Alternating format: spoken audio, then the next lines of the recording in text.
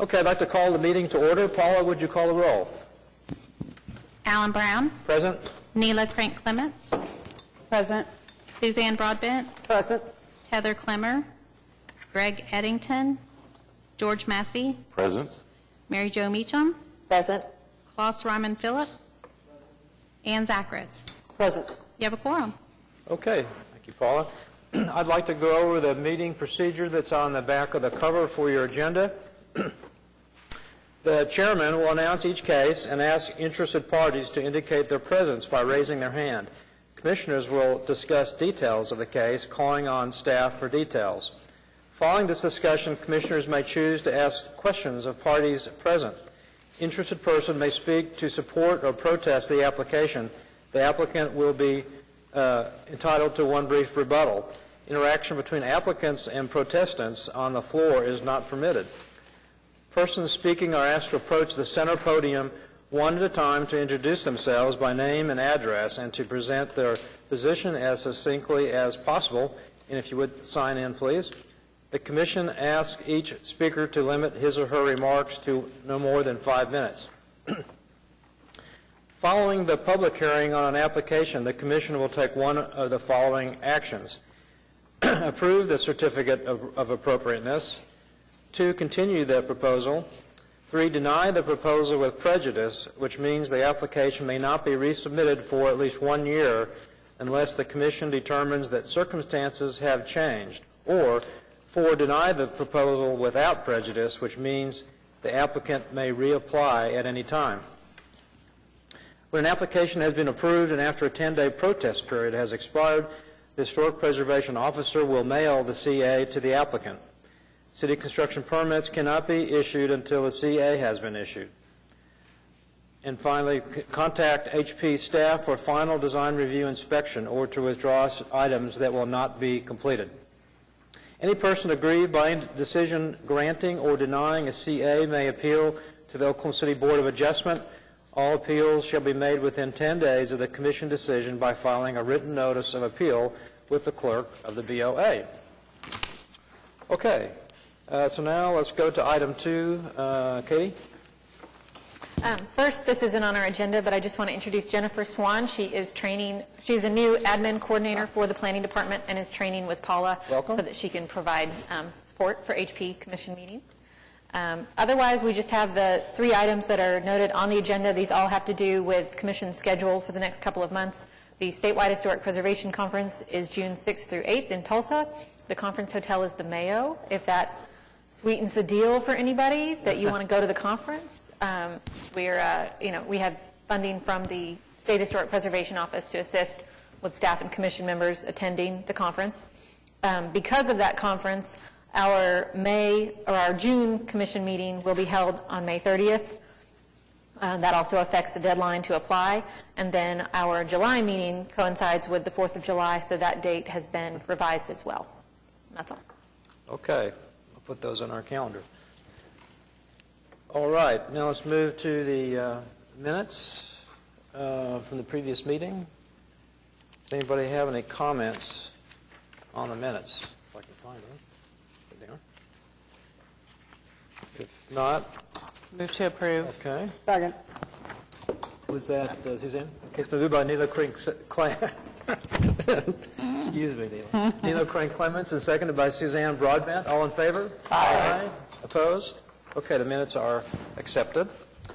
On to the code enforcement report. Any comments on that? Anybody from the city present? If anyone has questions on anything in the report, you can follow up with staff. Just a reminder that when you see an actual number listed under the citation number, that means that it's proceeded from a notice of violation to an actual citation. You can find more out about that with the Action Center or code enforcement staff. Okay. So no comments. On to then continuance, announcements, and requests. We had 2 requests for continuances, I think, to continue each of those to the June meeting, which will be May 30th. And so we'll need a separate vote for each of those items. Okay. Move to continue HPCA 17-00215 to the May 30th meeting. Okay. Second. Been moved by Neela Crank Clements and seconded by, I think, Suzanne Broadbent. No, it was by Ann Zacharitz. All in favor? Aye. Opposed? Okay. That Move to one, continue HPCA 18-00009 to the, again, May 30th. Katie? Yep. Okay. Second. moved by Neela Crank Clements and seconded, I think, Suzanne Broadbent this time. All in favor? Aye. Opposed? Okay, that's continued. On And just to- so you know, we are working with each of those applicants for administratively approvable revisions to their projects. Okay, on to consent docket. Would anybody like to pull one of the items on the consent docket for more discussion? If not, is there a motion for approval of the consent docket? I'll make a motion to approve the consent docket cases. Okay, second? Second. Been moved by Klaus Ryman Phillip and seconded by Neela Crank Clement. You guys have a long name. All in favor? Aye. Opposed? Okay, consent docket is approved. On to individual cases. I'd like to make a motion to move item D5, which is HPCA 18-00019, up to be heard after item D1. Okay, since they're the same applicant. Same applicant. Yep. Okay. Is there a second? Second. Moved by Neela Crank Clements, seconded by Ann Zacharitz. All in favor? Aye. Opposed? All right, that is moved up. So, on to item 1. HPCA 17-00007 at 931 Northwest 16th Street, Mesta Park, Ward 6. Consideration and possible action on application of Cody and Kelsey Ruby by Patrick Ruby for certificate of appropriateness to amend item 3 of approved CA to construct garage, including 4 alter decorative roof detail required, 7 upgrade garage doors to carriage-style doors required, and 8 stained garage doors required. Hello? How are you? Hi. Okay. If you could state your name, we remember you. But Kelsey Ruby, homeowner. Okay, great. All right, any comments on this? We've seen, this is for the door issue. Do you have any comments on the staff report? Are we doing the stairs? Door Door. first. The roof detail and the garage doors is the one that's up first, Oh, the amendment. they look nice. Are there any questions for the applicant? I don't. Do you have any questions for me?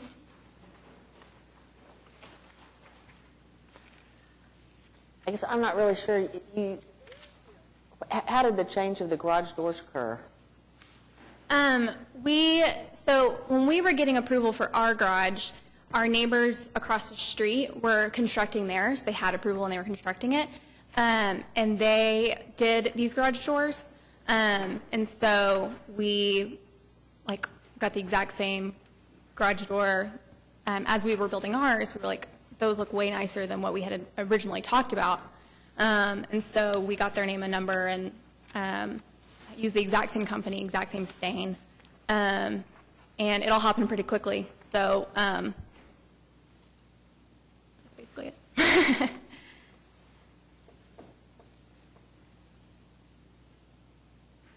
Okay.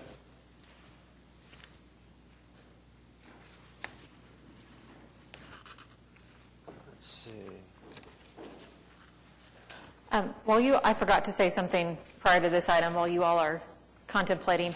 If your application was on the consent docket, which I see at least one person whose was, that has been approved, you're all set to go, and you can leave unless you want to sit here and listen in.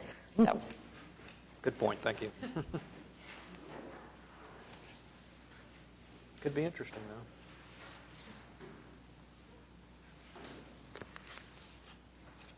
So on the roof detail, it's that eave detail, basically, that is different. yes. Katie, did staff follow up on the garage across the street, did we approve doors that were like this? So the garage across the street was approved to have doors like this that does specifically say in their application that they would be painted. So we've, as we've kind of noticed on the commission, the whole staining thing has sort of exploded. Because we don't review paint color, we used to not get too involved with how people were going to paint their wood elements. Staff has kind of realized we need to start discussing that with people to make sure things are going to be painted and not stained. But theirs did actually specifically state that it would be painted. So we'll kind of be checking in on that for that separate CA. That garage, I will note, is at the back of the lot, kind of tucked behind the house, so not quite the same level of visibility as this structure. Still visible from the street, though. Yep. Okay. So are you willing to paint the garage doors? Prefer not to. I mean, I think one thing on, when we've talked about cedar before is that, even when we talk about the hardy plank and so forth, we require a smooth surface. So that is one of the issues, I think, with allowing anybody to use the cedar, is that it generally does not all the time. Not You can smooth. get a smooth surface, but a lot of times it's not a smooth surface, and it has the knots and, it can have knots and everything, but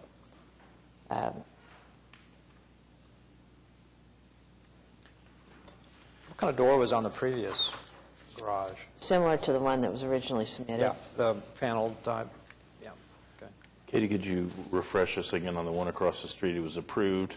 We assumed it would be painted, and then they are, So that one actually did explicitly state in their written scope of work that the doors would be painted. Right. Yeah. and now they have And now I stained it. believe they are stained. I did bring pictures if you want them. Okay. So, yeah. Do we need to discuss how that adheres to the guidelines right now, or that'll be a future assessment? When someone does not paint? when Yeah, they I mean, think the they're gonna guidelines specifically say that wood surfaces should be painted unless they were That's what I thought. otherwise treated some other way historically. So in general, paint is the appropriate treatment for wood. I agree with that. I don't know how everyone else feels. I'm not sure I feel very positive about staining, in my opinion. I agree.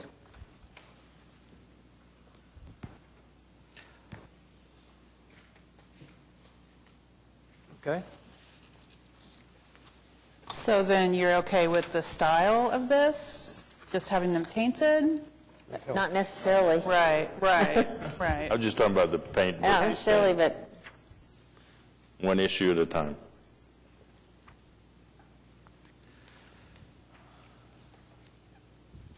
I'd prefer not to, but we can paint them if necessary. You could paint the what? We can paint them if necessary. So you're okay with that? Okay. I think what was approved in the application that you submitted originally was what Panel. the panel doors was what the commission felt the guidelines did support. I don't notice that these doors are appropriate as per the guidelines, not even thinking about the staining or painting. So my reading of it says that these are not appropriate, the style is not appropriate. I agree. Well, again, these are the exact same garage doors that are across the street and are 2 doors down. We use the same company and everything. So, and again, I apologize that this happened so quickly and we weren't able to get in here before they were ordered.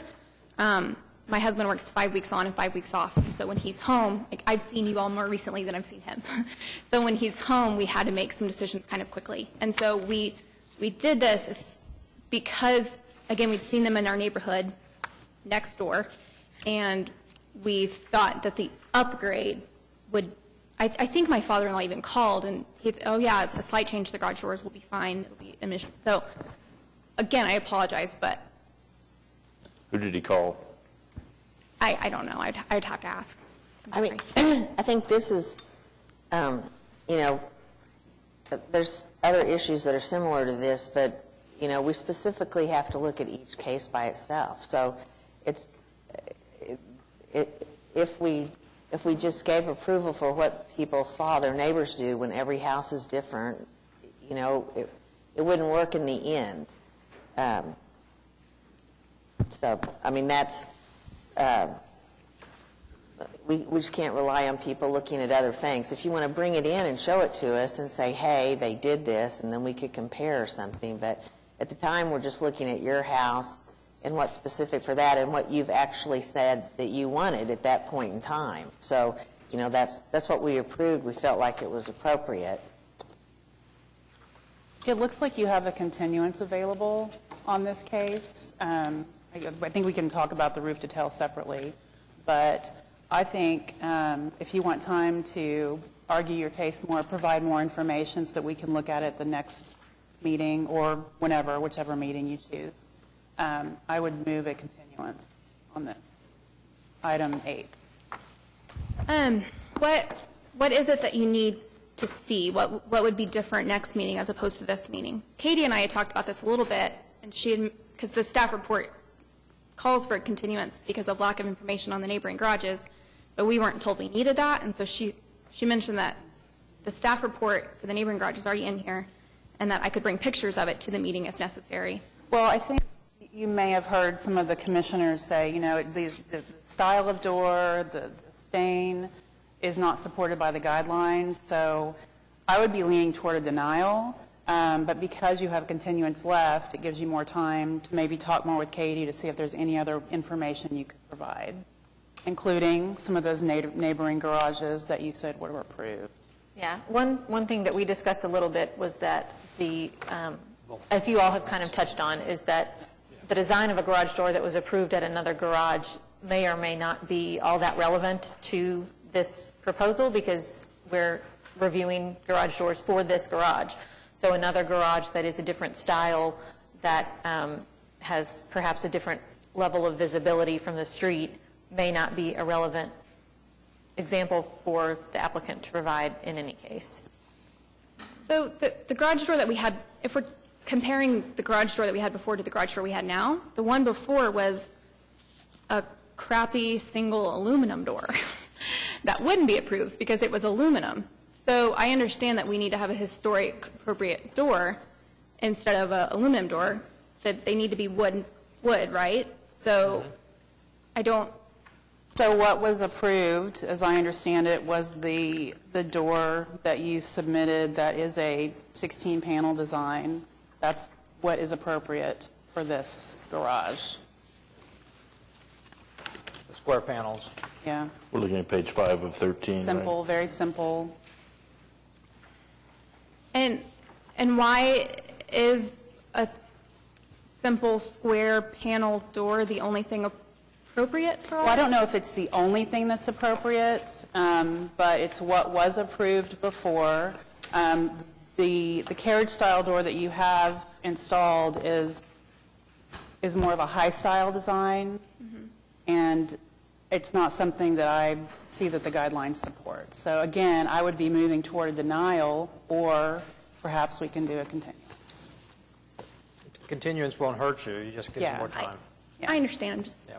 running out of time off already. So, Okay. So do we want to continue it to the May 2nd meeting, May 30th? It could be May 2nd or May 30th. And I guess the continuance would allow you either to, if you wanted to try to work with staff and make more of a case for these doors, or to look at proposing an alternate to these doors, whether that's painting these doors or whether that's replacing them with a different model, which could potentially be administratively approved. And then there are several other items. So if, well, one other item, I guess the roof detail, if we. Okay. Separately, I think. So Okay. would you like the May 2nd or the May 30th meeting? Second, please. Okay. I move to continue HPCA 17-00007, items 7 and 8 to the May 2nd meeting. Second. okay, moved by Neil Crank Clements, and seconded by Suzanne Broadbent. All in favor? Aye. Opposed? Okay, 7 and 8 are continued.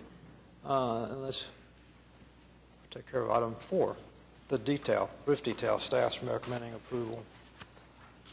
of that.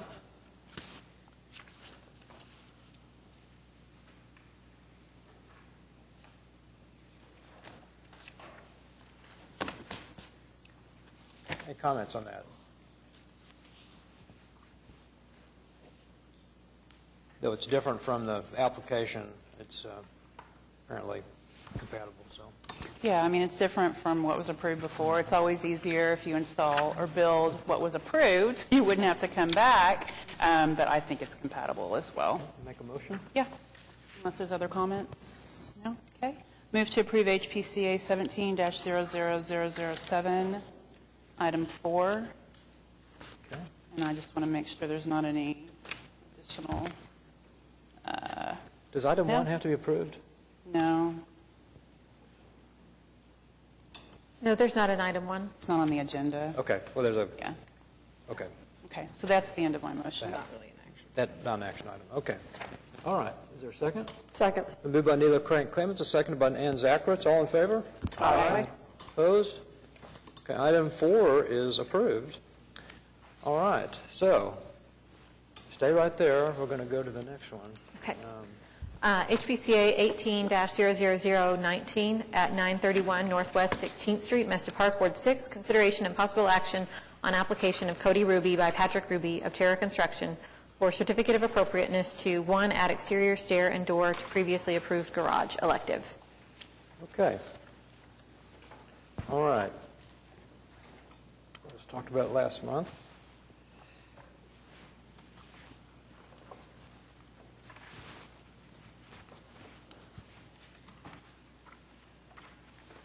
So do we have new information this month? Yes, the applicant did prepare some sketches that show various kind of configurations of the interior of the garage. One of the questions was about providing some different form of access to the attic space via stairs on the interior. So they drew that up to kind of show how that would or would not work within the existing structure.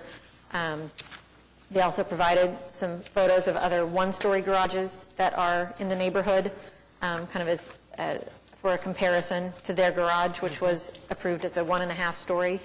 And then we have attached the CAs and the staff reports for the 2-story garages that were recently approved nearby, that each have an exterior stair. Could you explain the 3 options that you've got attached? Oh, sure.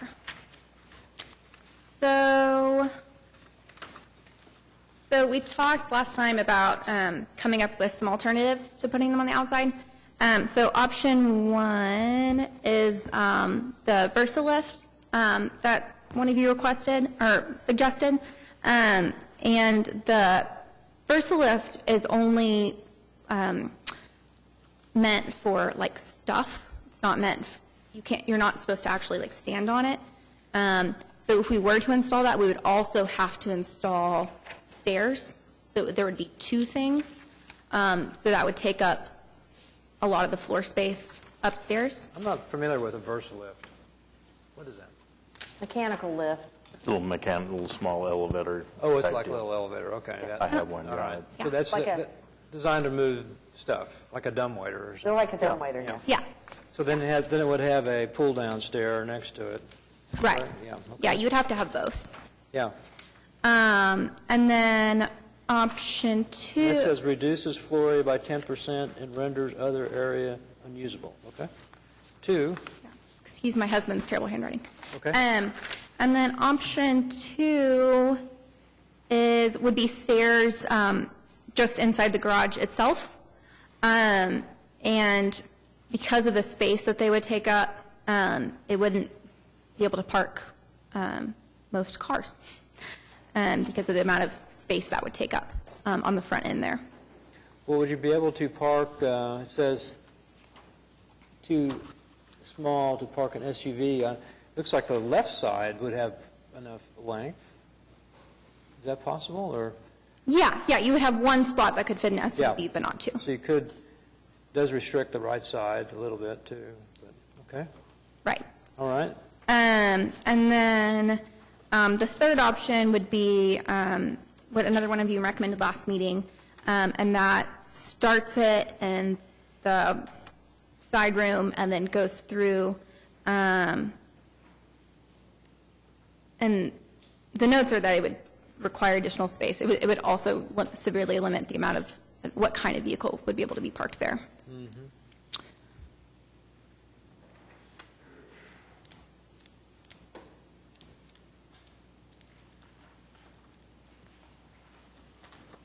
And that says it would require significant HVAC electrical relocation. Yeah. Yeah, because that side room has HVAC and everything, and it's all up in that space. What's the depth of the garage? I can't read that on there. You know what the depth is by chance? Let me go to your other plan. 20 foot 4 inches, okay. Yeah, it's...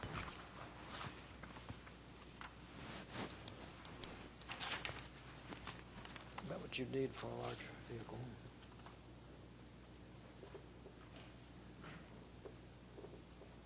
So Katie, these two cases that are included in this one for reference, On the color, these two? no, the CAs, Yes. that information, these were to provide additional argument for what? Those are the CAs and the staff reports for the two neighboring garages that were recently approved that are two-story with exterior stair that were discussed at the last meeting, and we said, you know, the commission doesn't have anything in front of them to Right. reference on those structures. We need to provide you all with some more information about those so that you could see kind of why they were approved, why the exterior stairs were allowed, et cetera. Katie, were either of those properties corner lots? No, they're both mid-block.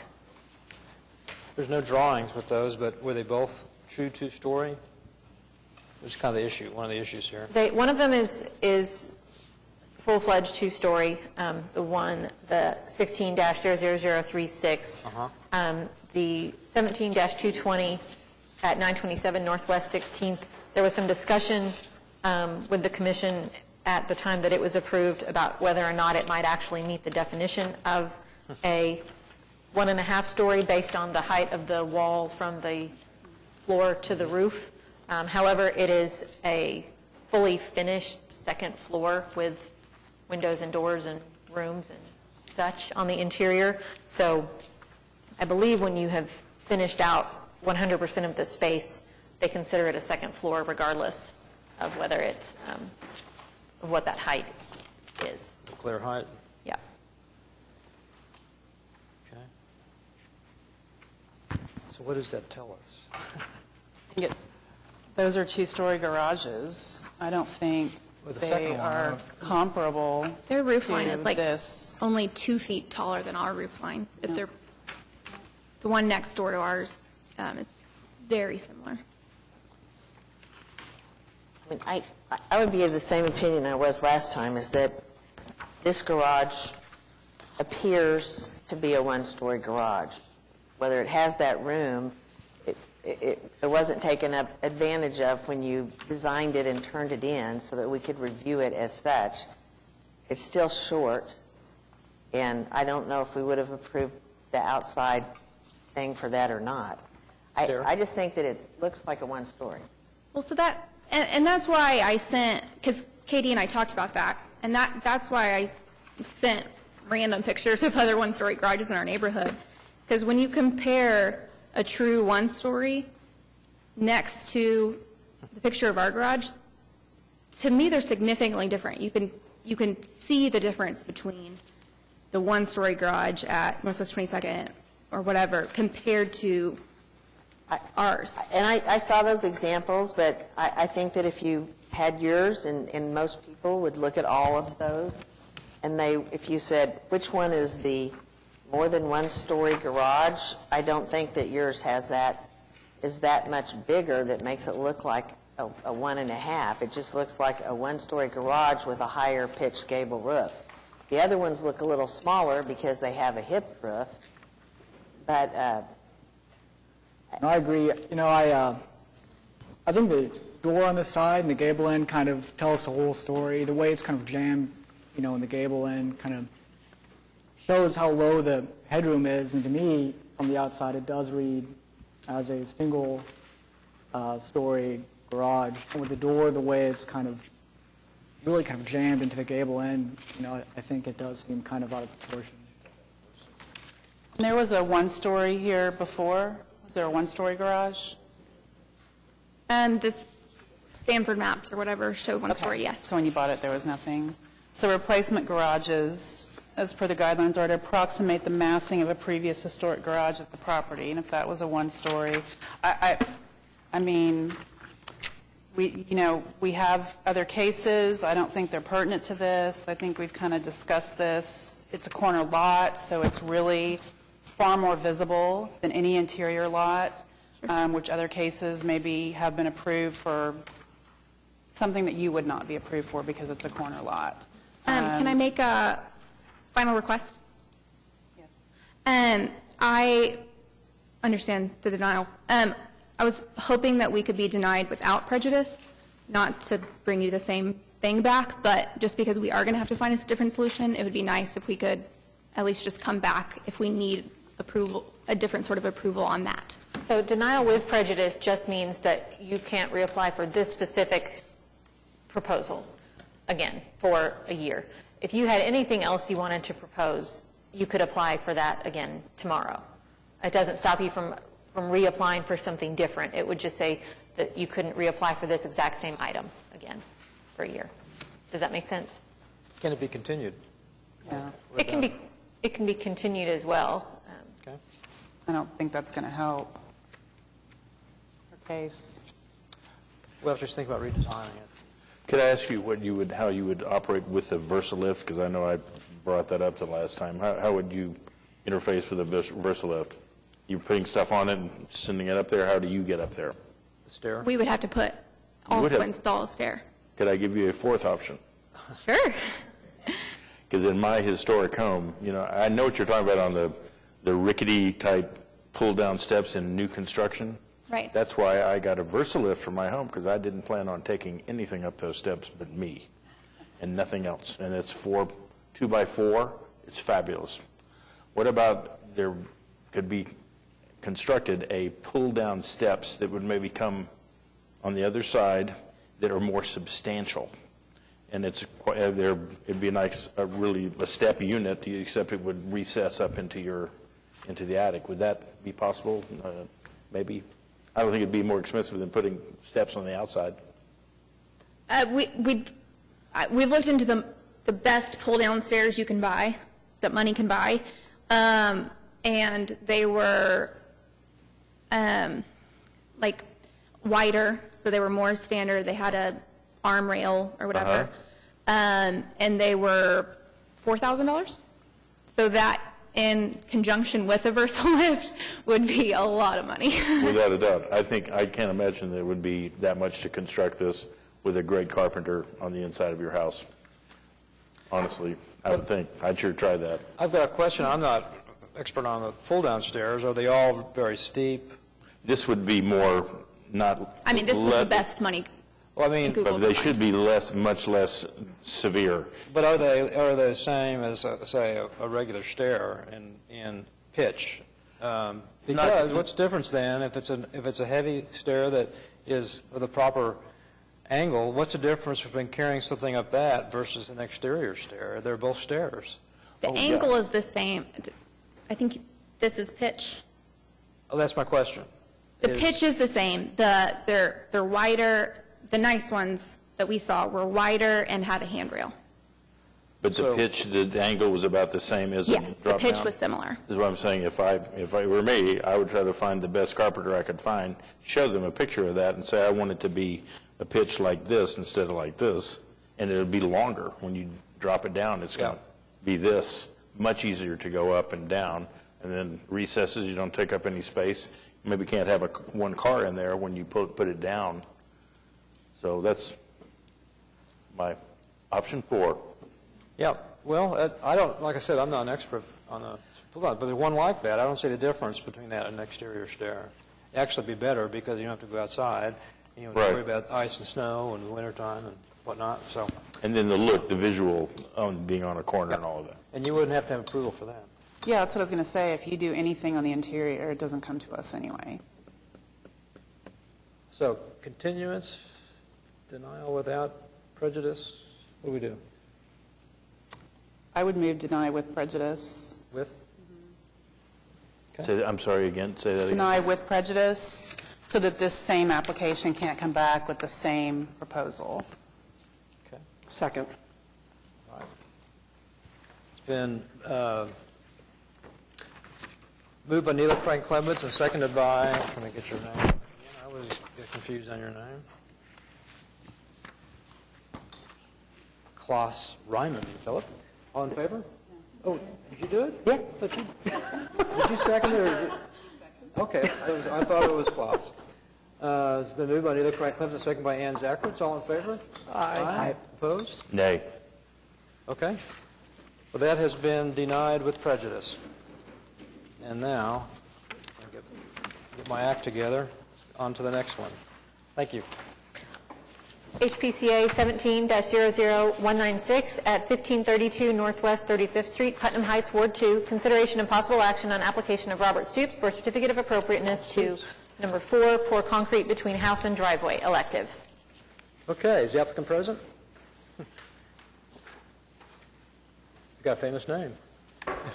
Robert Stoops, 1532 Northwest 35th. Okay.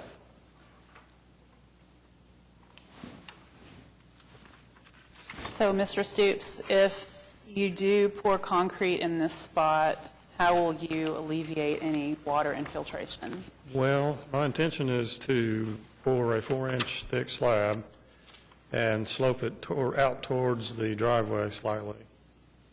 So any water that does want to pool there, it'll run out onto the driveway and on down to the street. So you're having problems right now with leaking into the Yes, basement? we're getting water in the basement. It's coming from that area, not through the wall? Yes, I've tracked it back to 2 places, and one is this inside corner right here.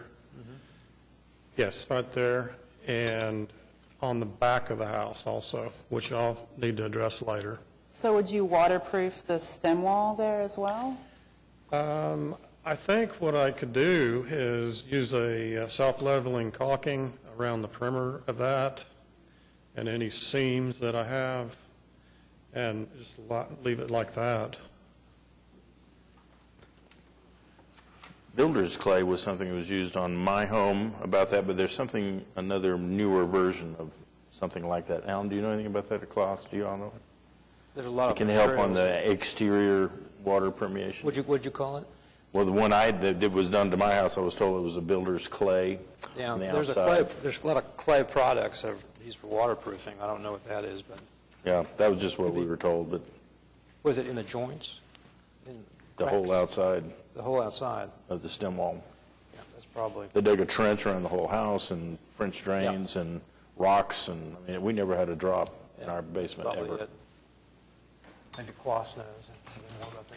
No, I haven't heard about that particular product, but it does seem, that nook, I could see it collecting water and causing issues. I think even, like you're suggesting, if you pour a little bit of a slab, just to keep water from sitting in that nook, it'd probably be helpful. And nothing will grow there anyway, so, I mean, Is there any flashing that would be appropriate for this by the house? Katie, on not that I'm... historic flashing? Can't think of any flashing. I mean, something, or just a, Had driveways that just went right up to the wall. foundation. Yeah. You know, so It's, it's caulked, has to be caulked with something if it's caulked, it shouldn't go in. slow. Yeah. When you do the project, are you going to dig out next to the foundation just to see if there's any other? No, I was going to dig out 4 inches for a concrete Just do slab that? and then seal around it. And I believe that'd be good enough. Well, I think that sounds like a plan. right. It's not visible from the right-of-way. I see no reason not to approve this application. So I move approval on HPCA 17-00196. There's a condition that you slope the paving away from the house, which you've already said you're going to do that, so. Second. Moved by Neela Crane Clemens, and second by Suzanne Broadbent. All in favor? Aye. Opposed? Thank you. Okay, you've been approved. Thank you. HPCA 17-00201 at 420 Northwest 28th Street, Jefferson Park, Ward 2, consideration and possible action on application of Teresita Patawi by Mario Claraval of Radius Design and Construction for a certificate of appropriateness to 4, amend item 2, enclose rear porch, entire rear porch as an addition instead of previous approval to enclose a portion of the rear porch elective.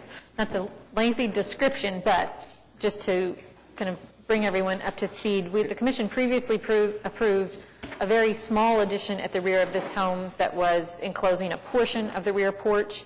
They would like to amend that design to enclose the entire rear porch across the back wall of the house. Okay. I'm Mario Claraval. Okay. When you say enclosed, are you using an existing roof? Get it wrong. Are you Mr. Claraval or Mr. Patawi? I'm Mario Claraval. Okay. Yeah. I heard the Mario. I believe you are removing the existing porch roof and extending the roof of the house out. Already Is that extended, correct? the one that is approved is already extended. So we just want to enclose the whole area instead of just partial of that area, Okay. Because we got already the roof, we extend already the roof, the gable roof.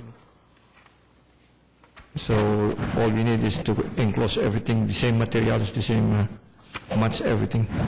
Okay, I just want to clear this up. When it says enclose entire rear porch, do you really mean build an addition? Yes, it is an addition. They're enclosing I the, mean, what are they enclosing if they're not using the existing materials? This is what's Yeah. existing, right? Sort of the shed? right, well, it's a metal porch roof that Yeah. comes off the back of the house, and the space that is now a porch will be enclosed as an addition to the house. The gable roof above will just come straight out to cover the footprint of the porch. Right, Metal roof comes off, Metal roof comes off. roof's Yep. extended.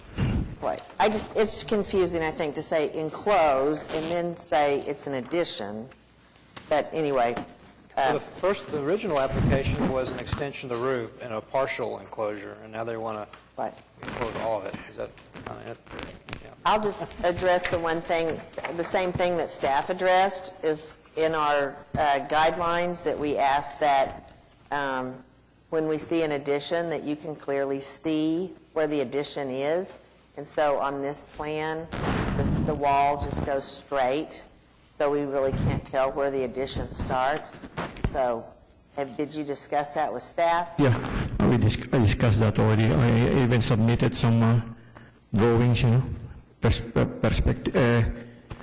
perspective drawing. So those drawings are included in the staff report? That's everything you Yes. submitted? Okay, so, Because when we build the roof, the structure already is there. So why do we just enclose it, so if you look on the staff report, page 5 of 9, if you wanted to follow along, you can just listen to me read it. Guideline 4.3.6 says an addition to an historic building must be, it doesn't suggest it, it tells you it must be designed to be visibly distinguishable from the original historic building. The drawings that you've submitted do not provide that differentiation between the original historic and the new addition. And there needs to be some sort of inset there, or some way to distinguish the two. That is a room, like a room for that. Step back from the microphone just a tiny bit. Yeah. Step back. Step back from it. There you go. Now talk. Okay. Hard to understand. Yeah, go ahead. Now talk. Yeah, I said it's just because we got already the space, we just want to enclose it with the same look. All the windows will be moved backward, Yeah, that's not the issue. The issue is the walls are just continuous. You can't tell where the addition starts. And so what Neil is suggesting is There's a maybe floor there- plan that we submitted it. Yes. What Neil is suggesting, maybe there's a setback or something, so you can see where the addition starts. Right. There must Well, be. it was all measured, on the floor plan that I submitted. It cannot be built the way you show on the drawings. It cannot go straight. Well, it's not acceptable, but, It's not, yeah. right, it's not, it doesn't follow the guideline that she visibly distinguishable. We have to tell where the addition starts, so, Yeah, it's all in the drawing, on the floor plan. If you check the floor plan, all right, there. The walls are straight. Yeah, just wall and close the 3 sides only. We just close the 3 sides. The walls can't be straight. I think to clarify, Yeah. the commission can tell in your drawings where the addition starts. What the requirement is that once it's built, a person looking at it from the exterior would be able to see a break from the old house to the new addition. That you would be able to see a difference in the wall or a difference in the roof line. And there's other ways to do it, change of materials, other things, so. You can see that building down on, we just extend it there on that side, and then go that way on the other side. I think what would be Communication's a good way to kind of communicate here is, I would move to continue this application, to give you time to work with staff again, so they can sit down with you with the floor plan and say, this is what needs to be done in order for it to be approved. I've been explaining it to them already several times. Yeah, so what That's you why have they submit. submitted is not... It was submitted. What you have submitted is not something we can approve. As If you we make a understand little it. change, it might be able to be approved. I don't know. And I thought maybe a continuance would be helpful to you to give you time to work with staff again so that everybody's on the same page and you're very clear that the existing elevations and floor plan are not going to be approved. I think maybe a set down, like Neela's suggesting, it's maybe a drawing to show what we're talking about would be the only way. Those always help me. Could we ask about the Yeah. foundation of this? If you addition? had the floor plan with you, it's just like this. We have the floor plan. Everything, all the dimension is already here. Yes, we So have that that. we cannot approve this because there's no differentiation between the historic and the new. So I think it would be helpful if you had time to work with staff for them to sit I've been down working with you. them so long already. So you've worked with them and they said now, that- but you and they still just- submitted something we can't approve. What they mean, I got the elevation there, I showed up the elevation. Right. I showed up the floor plan, I showed up everything there. I don't know if you have it, but, So did you have a chance to read the staff report? Did you read this, that you got in the mail? Did you read this? I didn't read it. Okay. I But think- everything that they said I'll Yeah. submit, I submitted. So what you'll want to do is read the staff report to understand what needs to be different in your floor plan or elevation so that we can approve it.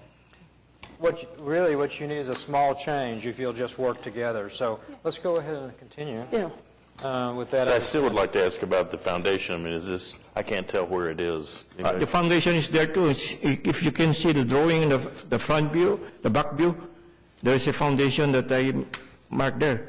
I said concrete. You can, I don't Is know it if the same width everything- of the house, is what I'm asking? it shows that way. It is, so how are we going to, Yeah, it shows can there. they inset the walls? What are we going to do with this foundation? It just sticks out like that? It's new. Just a slab? Well, he addition. can't use Yeah. it. He's got to pour another foundation. Yeah. Okay, so does somebody want to make a motion to continue with that understanding? To what date? May 30. Okay, I'll move to continue HPCA 17-00201 to the May 30th date to give the applicant time to work with staff a little more so that we potentially could approve the proposal. Okay, is there a second? Second. Okay, it's been moved by Anita Crane Clemens and seconded by Klaus Ryman Philip. All in favor? Aye. Opposed? Okay, it's been continued. If you will talk together, I think you can work it out pretty easily, sir. Just a Thank quick comment on that. I think there's sometimes a misconception on additions where people try to match the new additions to the existing house, which is the opposite of what. But if it's a small addition, it's understandable, but Right. with a small change, I think he could meet the guideline. Okay, thank you, sir. Next. HPCA 18-00012 at 310 Northwest 16th Street, Heritage Hills, Ward 6. Consideration and possible action on application of Psalm Carmen for certificate of appropriateness to, 1, install 8-foot tall fence, elective. Hello, I'm Psalm Carmen, and I'm the homeowner at 310 Northwest 16th. Hello. Hi. All right, a fence.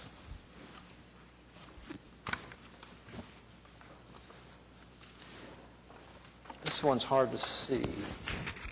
Okay, thank you.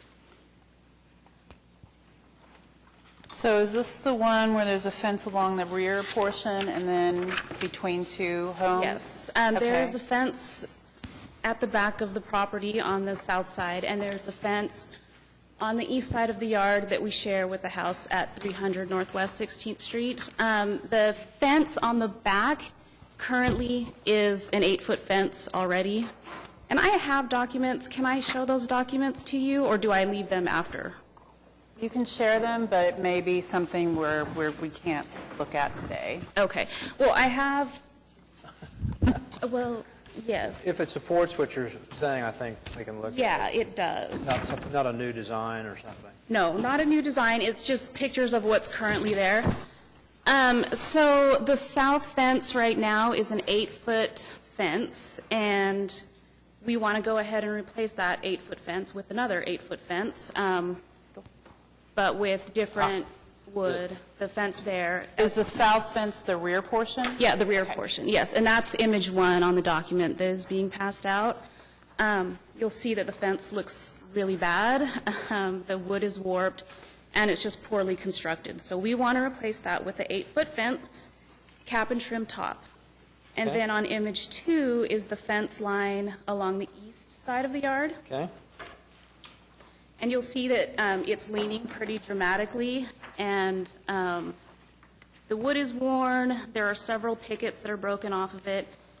We have talked to a lot of fence people, and they have suggested just tearing out the entire fence, putting in stronger metal supports so that hopefully we can get a fence that lasts longer than How this tall one. is that fence? That fence is 6 feet. Okay. And so what we want to do is want to replace this 6-foot fence with an 8-foot fence. And the reason why we're asking for that is just, you can kind of tell from the photograph, we're extremely close to the house to the east of us. And we can see into their windows, we can see them cooking dinner, and I think that neighbor particularly feels that he doesn't have a lot of privacy from our house to his. Our house is graded a little bit higher than theirs. We're about 2 feet higher than his house, so we're fairly protected with the fence that's there. He can't really see into our windows, but we can see into his windows. Not that we sit there looking in his windows all the time, but I can see why he feels discomfort about that. And also, we can get a pretty good view into his backyard. So that is why we want to do the 8-foot fence on that east line. Well, that's going to, 6 feet is what's allowed to a point, and the grade change makes it even worse, the height. And I would say that that's just the way it is, living close to people next door. So I think that's going to be an issue no matter what. So the other question is the closeness to the front of the Yes. property. The issue with that we have is on image 3 and 4, you can see that the neighbor to the east of us has the brick and iron front fence line. The current fence abuts that so that it fully encloses the neighbor's yard. Our yard is enclosed further back. I don't know if you can see in that picture there. There's a little bit of fencing behind the enclosed porch, and that's what encloses our yard from the street. Wow, that's close. Yeah. So in order for the neighbor to have a fully enclosed yard, we would have to be able to fill that space with something, with fencing. And according to your guidelines, the fencing would be either wrought iron or chain link fence. And so our issue with that is if we have a fence that is half wood and then half chain link or wrought iron, it's just going to look cheap. It just kind of looks disjointed, it's mismatched. It won't look pleasing to the eye just to have this length of wrought iron and this length of wood running right next to each other. And then also, part of the reason why we wanted the 8-foot fence is for privacy.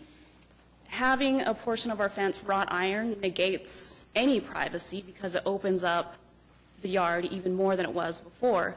And as you'll see in the documents on image 5 and 6, from our enclosed porch, we get a view of those big AC units from the neighbor.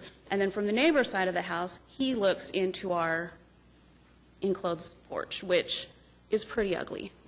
It's my house, and I'm not going to lie, the enclosed porch is ugly. And so having the fence there kind of obscures it a little bit from the neighbor's side as well as from the street. So image 5 is looking from your enclosed porch? Well, that picture is taken from the other side of the fence, because if I took it from my porch, you would just see the fence. But Right. if the fence was gone, that would be our view. Oh, you're inside the fence, I see. Okay. Yeah. So All right. we would really like to be able to extend the site-proof fence all the way to the front fence wall, just for cohesion and for security as well. I have some small chihuahuas that would escape through an iron fence, so it's nice to have the wood fence just to know that my yard is in fact secure. When I'm looking at image 6 from your neighbor's yard, is there just a short brick wall on his side? The brick wall is actually a retaining wall because of there's that 2-foot grade between our yards. Okay. So the brick is a retaining wall, and the fence is built on top of the retaining wall. And how, does the retaining wall go the full length of their yard? It I decreases mean, then some on their of side, that. they would have actually a 10-foot wall. Yes. That's what I was saying. It makes it worse because of the retention. Yeah, I don't, Well, it'll still be an 8-foot fence. on your side, but But- yeah, it would be 10 foot tall on their side. Well, on their side, it would be 8 feet tall, because they would extend the wood so that it covers that brick section. So he would just have really long planks on his side, if that makes any sense. It would be 8 feet from grade on his side of the, Yeah, the whole Well- fence is 8, and then it would be 6 feet in your yard? no, it would be 8 feet throughout. And then 10 feet in his. On his side. If you measured from the bottom of, Yes, if you measured from the bottom of his ground up, yes. Yeah. I know that you're, I mean, I heard what you said about the wrought iron, but I do think that it would be better, in my opinion, to try to extend somewhat of the wrought iron back to a certain point where we then would allow a 6-foot fence. So that would be, we don't always hold to the 40% because sometimes that lines up with a chimney or a door or something like that. But whether your porch is unattractive to you right now, I think this is not really solving I mean, this isn't really it's not following the guidelines, and it's really kind of creating not a good design. And then you're admitting that you're trying to use an 8-foot fence to try to cover up an ugly porch, which I don't think that's not, it's not working for me. I think we need to go back to the idea of maybe putting the wrought iron fence back to a certain point, which you could bring to us and suggest, and then use the 6-foot fence. Then at a certain point, then you'd have your wood fence back there, and More then in the that would just be backyard. maybe opener. More in the backyard. Right. And that's an enclosed porch, not just a screen porch? It's enclosed? It's a screened porch. Screen porch, okay. So, Anyway, that's just a suggestion on my part, but I think that all of us have... there are some ways to follow the guidelines in this situation. Well, does no one agree that having a wrought iron fence and a wood fence in one straight line together is You actually ugly? see that a lot in these historic neighborhoods, if you drive around, and it looks great most of the Well, time. I think that Joe's recommending a solution that would be to have that wrought iron fence turn the corner and go back a ways. So at the front, at least, you don't have the problem with seeing that 8-foot fence. and the change in material. And the other thing is just the hiding the view or the screened-in porch is, I mean, these are neighborhoods where the houses are built close together, and we live with it. You know, you don't try to build a wall. So, Well, but anyhow, well, it doesn't meet the guideline either, so. right, which is why I'm here. If he was building, are you planning on both building a fence? No, we're going to have one fence. That is going to be in his yard? No, it's going to be where this fence is right now. So Is that right on top of the wall? Right on top of the wall, yeah. Right on top of the wall. Okay. And so it'll be right along that same fence line. We're each going to have a pretty side, so finished planks on okay. our side, finished planks on his side. Is your neighbor all in favor of this? Is our neighbor what? Your neighbor in favor of it? Yes. He is. Very much so. Because we also have comments from the neighborhood on this one, and have you read their comments? Or did you I receive that? received one letter that just said that they were in favor of continuing the conversation. Right, which means that we're not there yet. So, Continuance? I'm sorry, Continuance? yes, I would, Well, actually, if I may, I'm not quite sure what the suggestion was about the wrought iron fence. well, I'm not necessarily saying wrought iron, it doesn't have to be even a fence, but we're saying, I mean, something that is closer to the guidelines, which would be taking the percentage behind the front 40%. Like I said, we're not always, sometimes that figure can move because of, you know, we don't, if it's right in the middle of a door or something, we want it to line up in a place that makes sense. And In this particular case, I think that might go back to the edge of the covered porch, right, that would make sense. the south corner. Or it could be a shorter wood fence. I mean, not, you know, you could use wood. I mean, you just, you know, that's just some suggestions, but maybe a fence company would be able to give you, you know, more suggestions.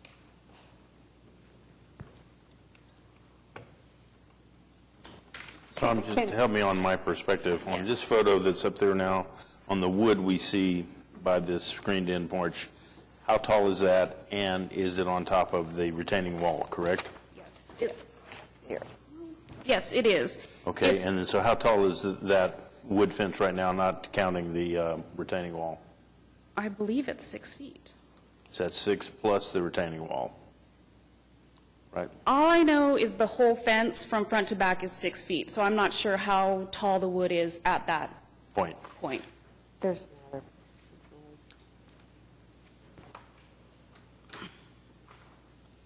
I think there's a lot of ways we could do it. How far back is the wood fence that the arrow is pointing to? Oh, if I had to guess, I would say 6 feet. Is that at the corner of the covered porch? Mm-hmm. Yeah, And that is where our yard encloses. right. So it just goes up to it's short, goes up to there. So I think Joe's recommendation is turning that wrought iron possibly, well, there's that picture's gone, to go south to that point and then transition to a wood fence. They would have to be 6 feet to meet the guidelines regardless. Right. The wood fence. The wood fence, yes. That's what she's suggesting, in case that you're Okay, wondering. could I present a compromise? And Yeah, instead of sure. doing an 8-foot fence on the east side, if we just did 6 all the way across, and then we can just keep it on that- its current footprint? Okay, so that would meet the height guideline, and it would just be... Yes. It would just not meet the 40% Yeah. setback guideline. On the final image, you can see the view from the street. The fence is barely visible Yep. from the street. I think if you allowed us to replace that fence in its current footprint with the 6-foot fence, I don't see that it's going to negatively impact anything, because there's already a fence there. And if that fence wasn't falling down and rickety and unstable, the fence would be there for the next 5 or 10 years. I think allowing us to replace it would be a big deal to us because we would get rid of that ugly, unstable fence, but it really wouldn't impact what's already there because there's already a fence there. So even though there's already a fence there, you're taking it down and putting up something new, and that's when we have to follow the guidelines for replacement, and that's where that number, that percentage comes in. Right, yes, and I So- definitely understand the guidelines, just hoping for an Well, okay, so exception, you- just. So the height, so if you did that, the height would be acceptable.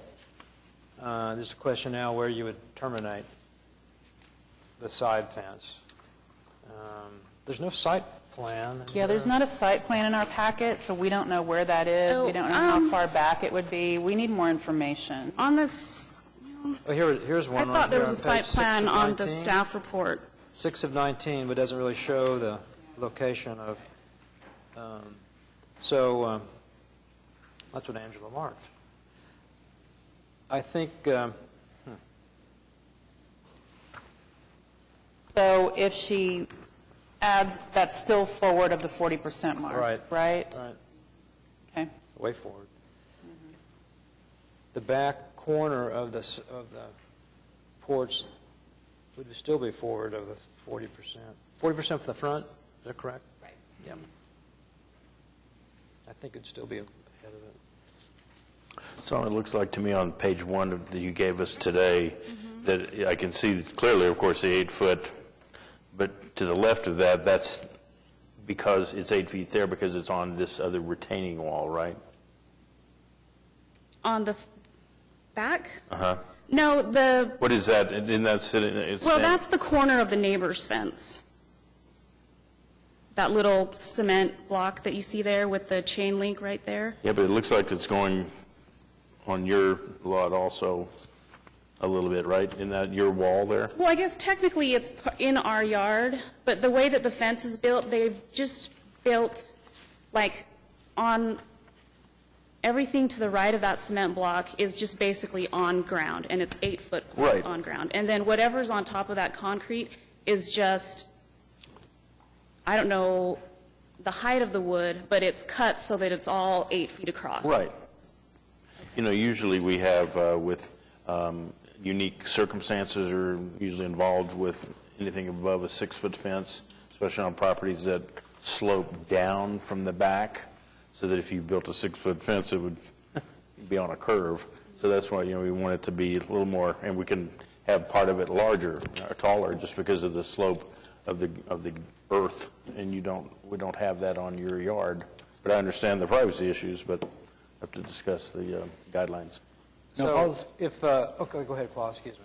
I was going to say, if I was looking at this in a vacuum, I think I kind of agree with Mary Jo in the sense that it seems to me the natural place to turn that wood fence is kind of at that back side of the porch, even if it is, you know, further than the 40%. I think, At the That seems like a south natural corner place. of the screen porch?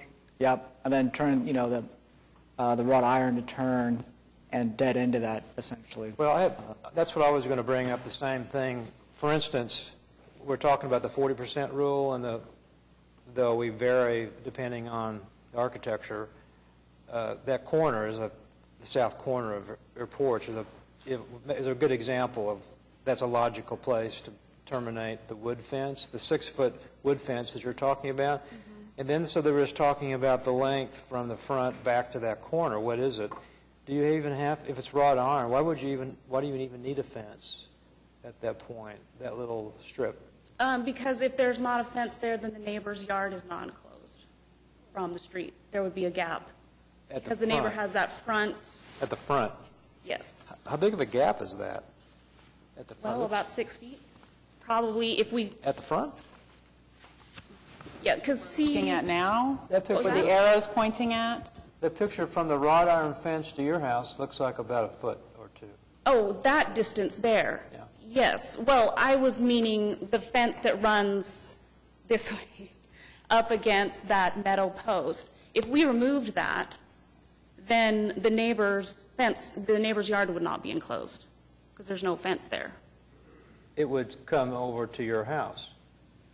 Just, She's But just talking there's about the that gap fence running between the front north-south. fence. They're not proposing anything east-west.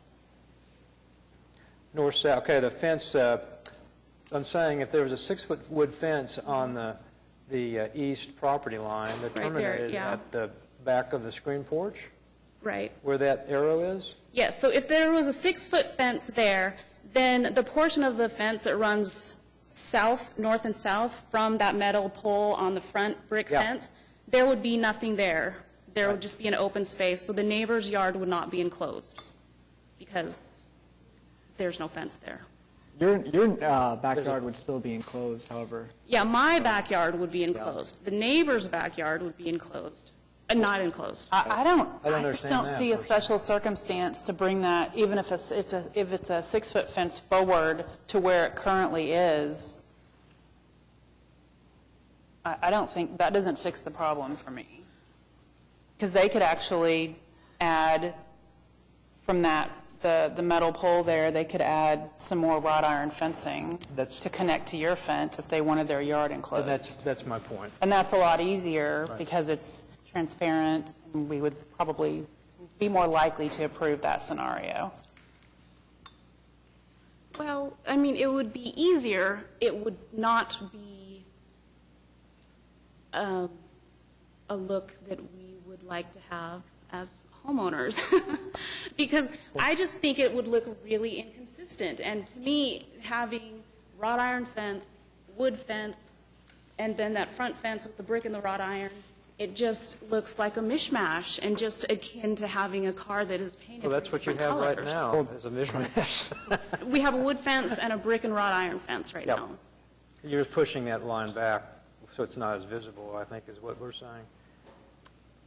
You But I kind think of have that a south continuous corner would be a wood fence. logical place to terminate the wood fence. That's one point I wanted to make. So, Klaus, or, excuse me. Oh, yeah, I was going to say, I think right now you have that mismatch, whereas if you turn the wood fence at that corner of the porch, you kind of have a solid wood fence running around the corner, then you have that wrought iron that turns. I think that'd be a more consistent look, frankly. I think as far as the privacy concern, I think, I think curtains could really help a lot, in that case. Window coverings. Those are screened, there's a screened-in porch. Yes. Well, landscaping could help with privacy. Yeah. Mm-hmm.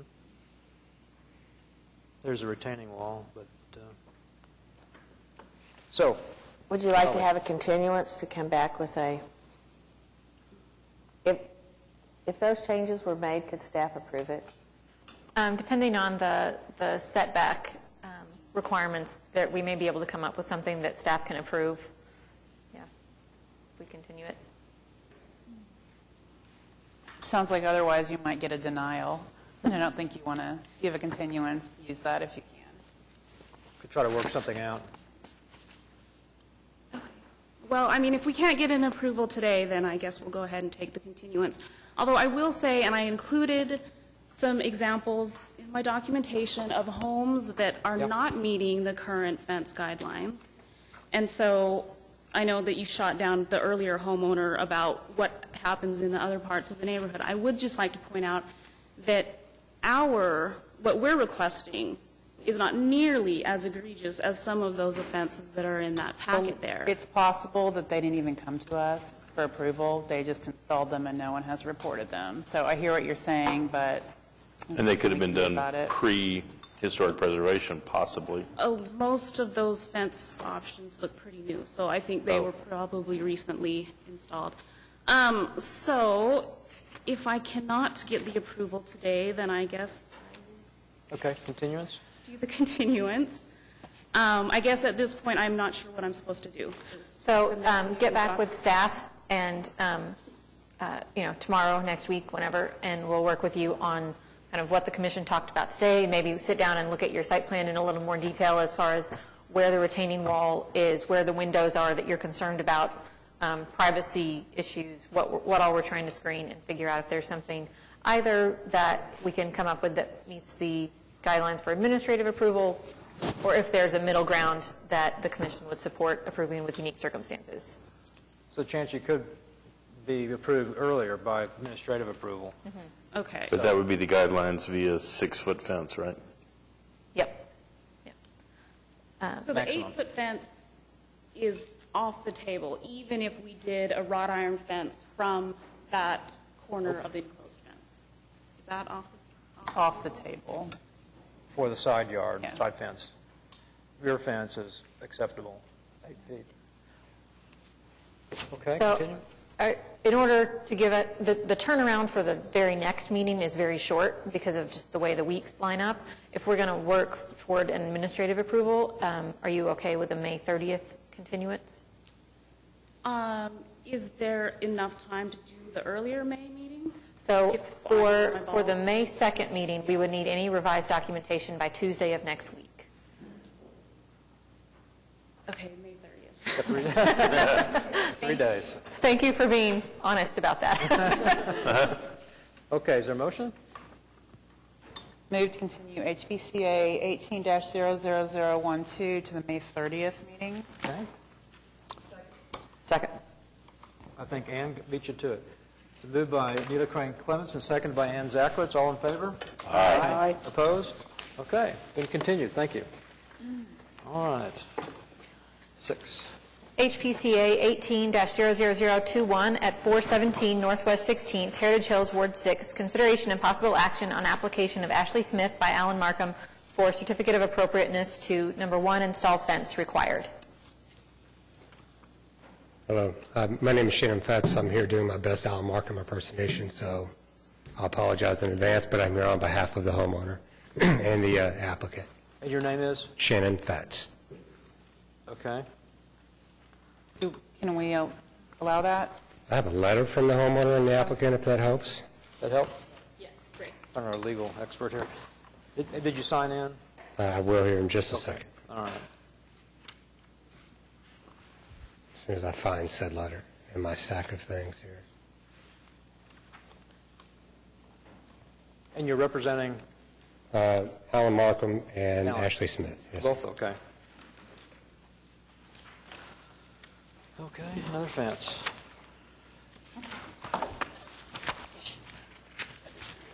Always coming. While he's looking at papers, one thing that I will mention that I talked about with this applicant, and I don't know if he discussed it anymore with his representative, they are requesting a fence that is higher than what the guidelines allow for presumably a limited period of time. They're trying to screen construction work that is going on next door with a lot of traffic coming and going as workers are there and that sort of thing.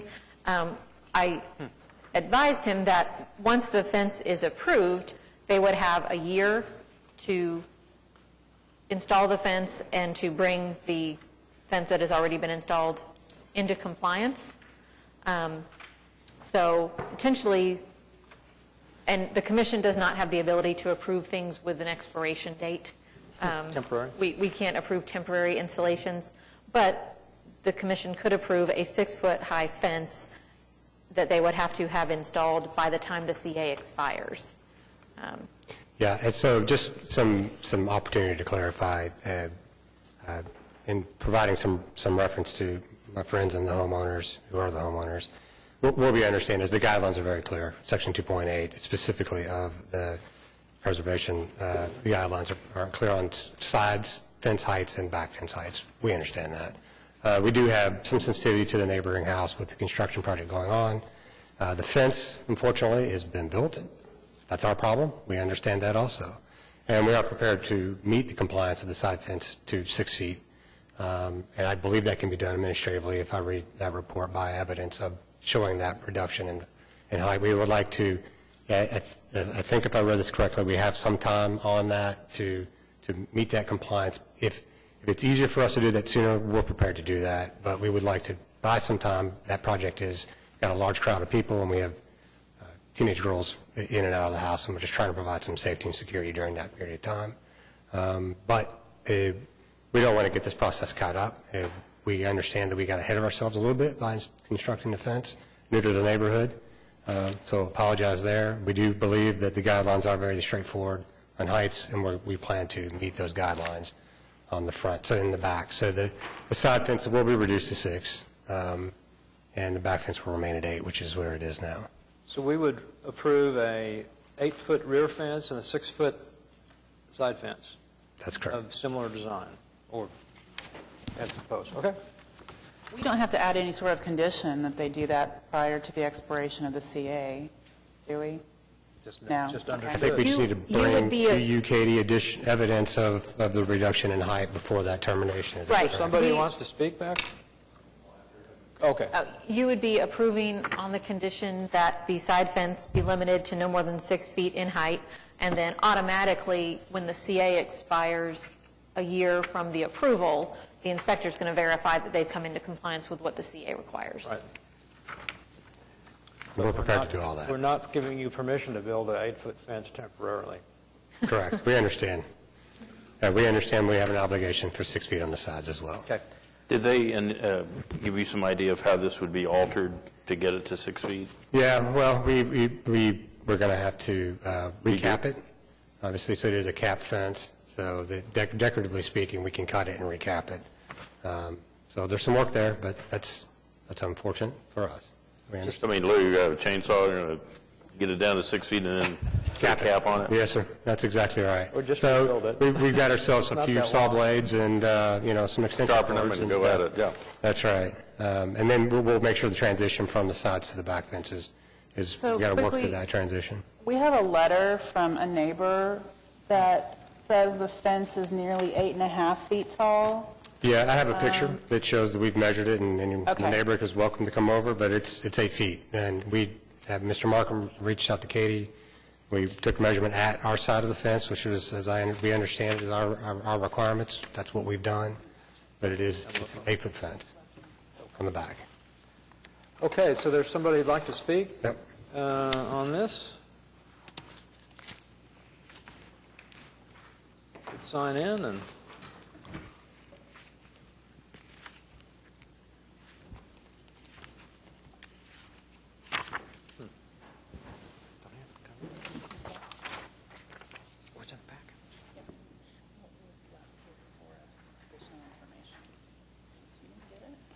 I'm Miles Mixon. I'm representing the homeowner at 416 Northwest 17th. That's his Dustin Door.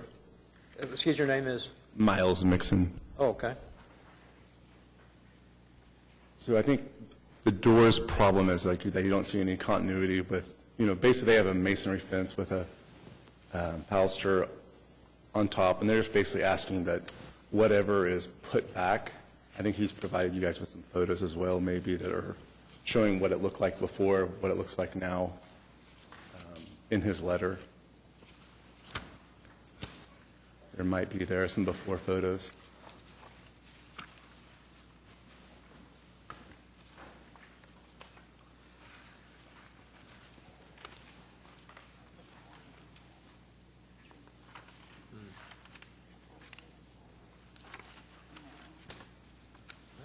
I'm sorry, are you saying that I've been looking at the photos that were included in his letters. Yeah, there should be a before photo, I believe. what? A before photo, before the fence was constructed, the fence that was there before that was existing, you should be able to see just, a portion of the top of it. It's just slightly higher than the masonry wall that's in his backyard. Oh, against, okay, so is it, Yes. You can okay, and see- so you're just looking and you're seeing just about a foot or something right there. And he and I have measured, and the portion behind the garage is slightly over 8. I think that the panels themselves might be 8 foot, but the actual height, when you take native grade plus the gap between native grade and where the fence starts, might put you slightly over 8. I understand that it's, there is construction going on actually in his backyard, which we're wrapping up that project. I'm saying the owner at 417 Northwest 17th, there's construction going on to the west of him and to the north of him. And we're wrapping that up. I'm just trying to figure out to give him some type of answer. He was unable to be here today, but just is the fence that on, basically the north side of the property, is that going to be taken back down to 6, or what are we saying as far as like approval on this? Like, where are we?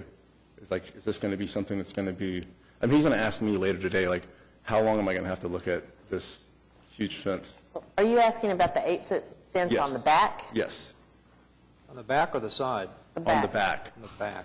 Okay. Because This gentleman backs up to Yes. the property. Okay, I'm with you now. Well, the back, 8 feet is permitted, correct? It is Yes, the permitted. guidelines allow up to 8 feet at the rear and 6 feet at the sides. Okay. So there's really nothing he can do then. Yeah, so we get odd conditions sometimes where you have one fence that backs up to another fence and you can see So one is over the eight- other. Is the 8 foot, is that basically over the overall height of the fence, or is that just the length of the panel? 8 foot is the height of the fence from grade inside his yard. Okay. Okay. Thank you. Yeah, wetlands. Yeah.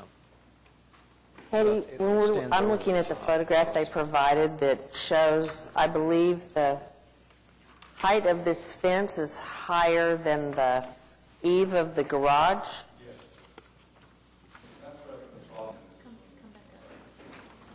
We need to get you on record. Yeah, we need you in the microphone if you're going to talk. And I think that is his concern. He's just like, from his perspective, looking back, he's like, you know, you have this really nice masonry wall, and now you have, you know, you have the framing side basically exposed that he has to basically look at now. So I assume that this new fence is on the property line, or not? No, there's actually, I think there's a utility easement between the two properties, because there's probably 3 to 4 feet between the masonry wall in his backyard, the owner of on 17th Street, and then there's a Yeah. gap. I see the between- gap, I just wondered where the property line is. I see the telephone pole in the background, looks like it's maybe down the middle. I mean, my question is, and concern kind of is if the fence hadn't been built, and if they came in and asked for the 8 foot on the back, and if this owner came and, you know, protested or expressed their concern that it was so much higher than the past fence, you know, would we be able to consider approving, I mean, of not approving an 8-foot fence, but suggesting that it should be, you know, the same as the last fence? Or are we obligated to give an 8-foot fence to a rear? Looks for the like rear? there was no fence there before. No, you could, there was a fence before. Yeah, there was a fence there. You can see it in the before picture, What was back there?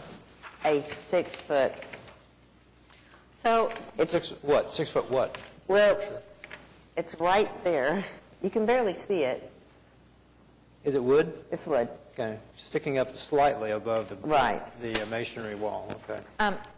Okay, if you look at the second to last page of the photos, you can see a shot where it's looking down Right. the fence line between Yeah, the masonry that's the one I fence was wall looking at. and the fence. So that's, you can kind of see the distance between the two. To your question, Right. I think, you know, in nearly all of our guidelines, the commission has the ability to kind of exercise discretion. The guideline says fences shall not exceed 8 feet in height, so presumably that would allow for fences that are less than 8 feet in height. I do think that of all of our guidelines, we have treated the requirements for fencing as probably the most black and white and the most zoning-like, as far as just, you know, the assumption, the default setting is 6 feet on the sides, 8 feet in the back. And I'm not aware of a time that we've told someone they couldn't have the allowed height on a fence. That's Well- not to say that you perhaps couldn't. I mean, this neighbor, I don't know either. I'm just saying that in this particular situation, when the neighbor actually comes and his concern is the design of his property versus the design of the others, which is new and different, when he has obviously done everything on his side, I would consider it in that situation of saying, if this fence wasn't here and they came in and said, that's going to be so tall, I would consider asking the applicant, not you, the applicant, if they would consider a shorter fence because their neighbor was not happy with the 8-foot. I guess that would be my first request would be, could you all work this out and do a shorter fence? Ask a question about, again, the justification for this fence. was to screen view of construction. On what side? The side?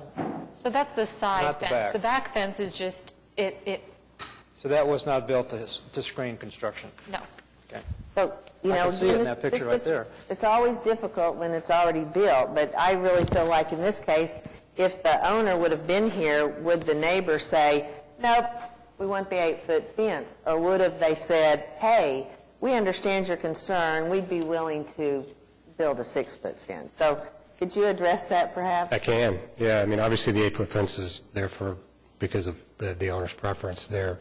If we lower the side of the fence from the 6-foot fence in the back, the view that they then obtain is the back of a garage, along with additional window lines, enter into the previous conversation of privacy and safety that we're focused on. So I think we understand, because the guidelines, I've been very clear, that we're not going to fight the side fencing, but we feel strongly that the 8-foot fence is appropriate at the back and appropriate within the aesthetic guidelines and within the safety and privacy guidelines we're trying to meet. I understand that, but so you're just saying that, no, you would not concede to your neighbor's concern or negotiate that I think height? if you look at the fence differences, we're talking 6 inches, and I think having a brand-new fence on our side of the fence, which is far better of a fence than the one that had several pickets missing and was rickety, is an improvement any way you look at it, A.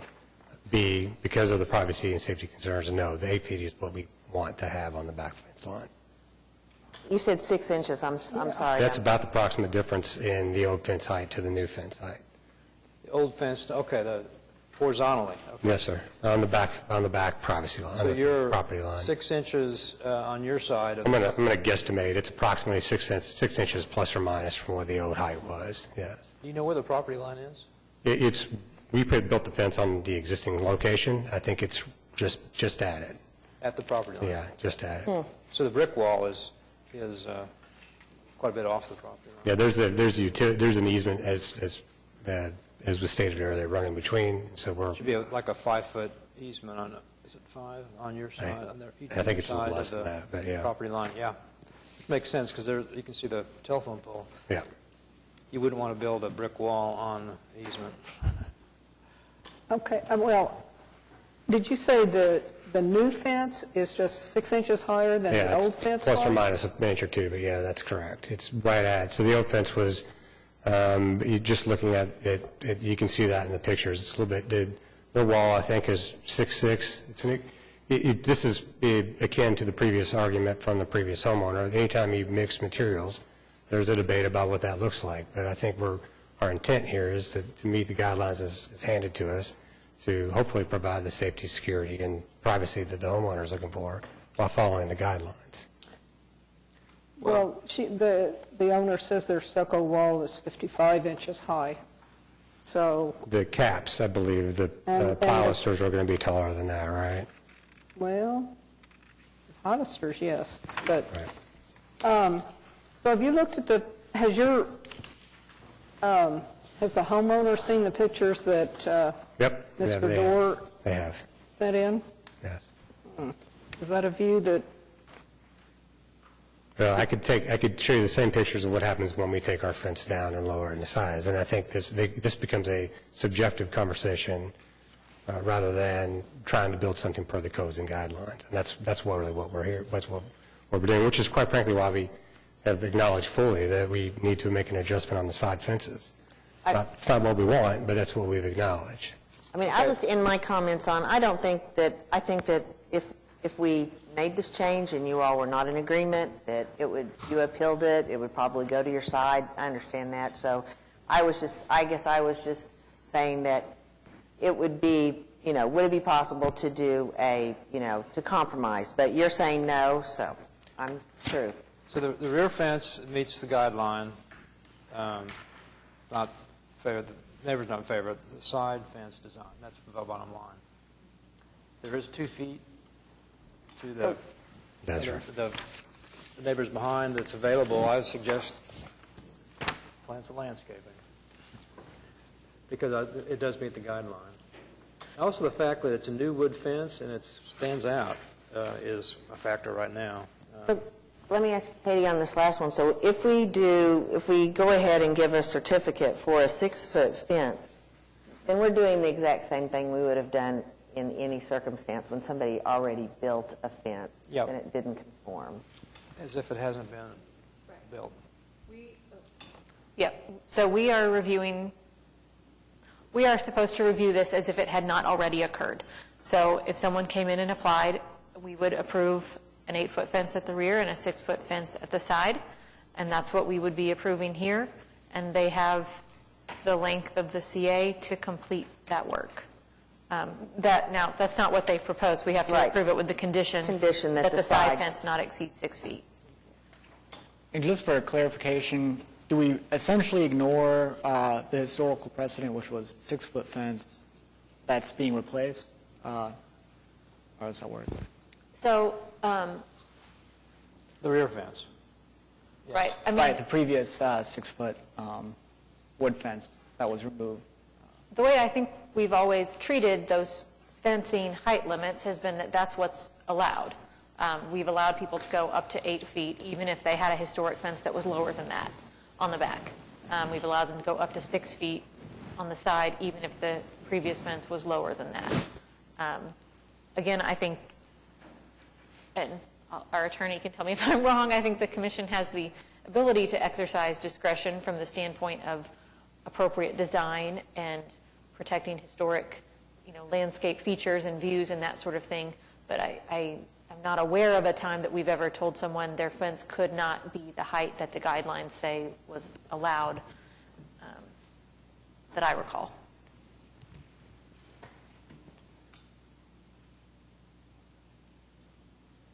We're all sympathetic, but there's no guideline that stand on, so. Is there a motion? Or more comments? Mr. Nixon?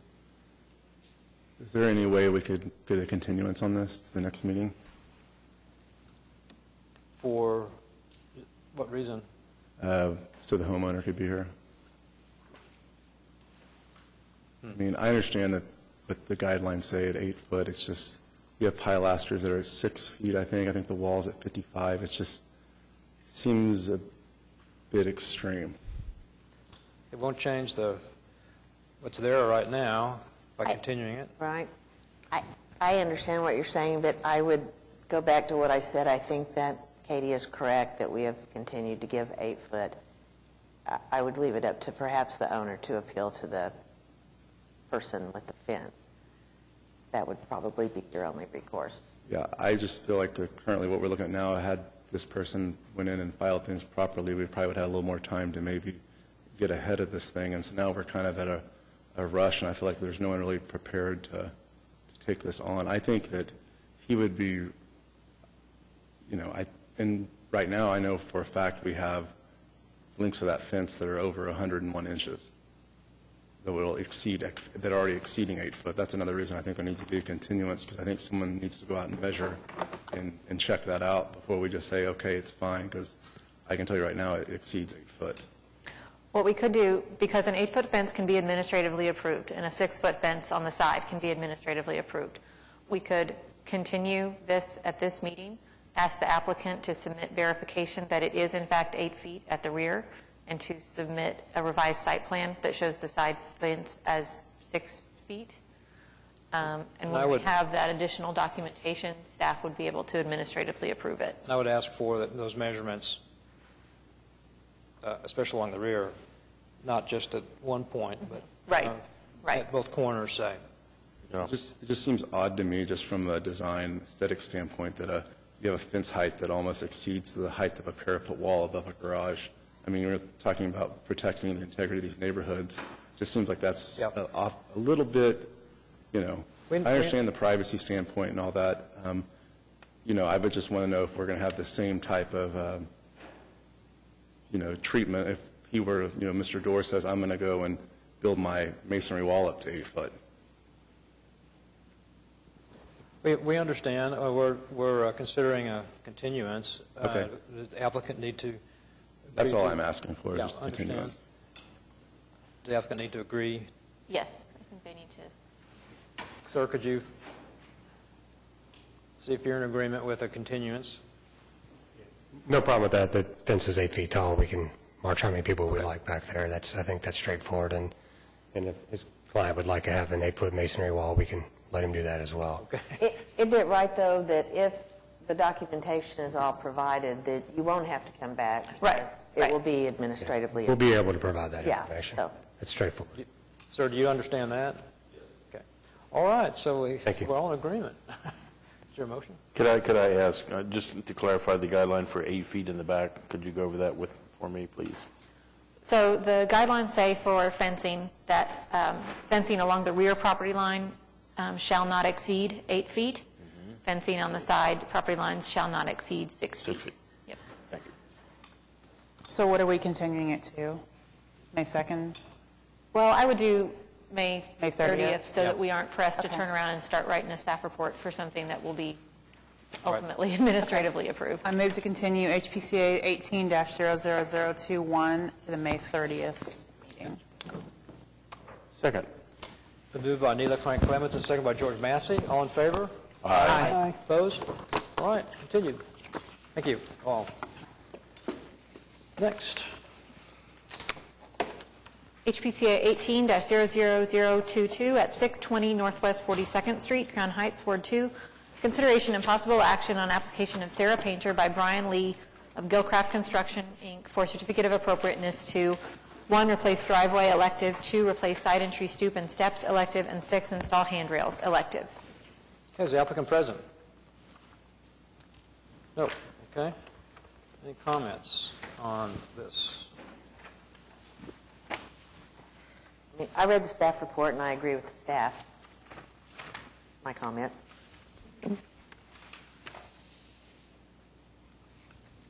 Okay, any other comments? Then, is there a motion? I make a motion to approve HPCA 18-00022 with the specific findings and conditions as noted by the staff in the staff report. Second. Moved by Joe Meacham and seconded by Suzanne Broadbent. All in favor? Aye. Opposed? Okay, that item is continued. Do you guys want to take a break for any reason, or do you want to keep forging through? I thought we approved it. What did I say? I thought you said continued. Oh, I'm sorry, maybe I did. Been approved, excuse me. Maybe I was thinking about having a break. Does anybody like to take a break? Take 5 minutes? Okay. Yep, 5-minute break. Okay, 5-minute break. Could be back at 3:50.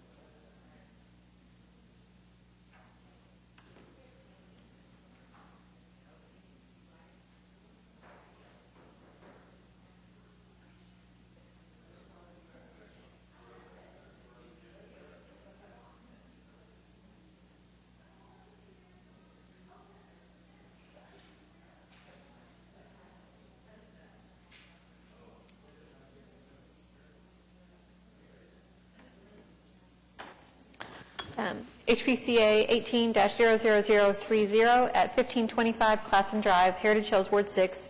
Consideration and possible action on application of Victoria Tracy by Jeff Blake of Gumerson Blake for certificate of appropriateness to 1, construct dormer at rear of structure elective. Okay. Hi, Roger White. I'm with Gumerson Blake. Okay.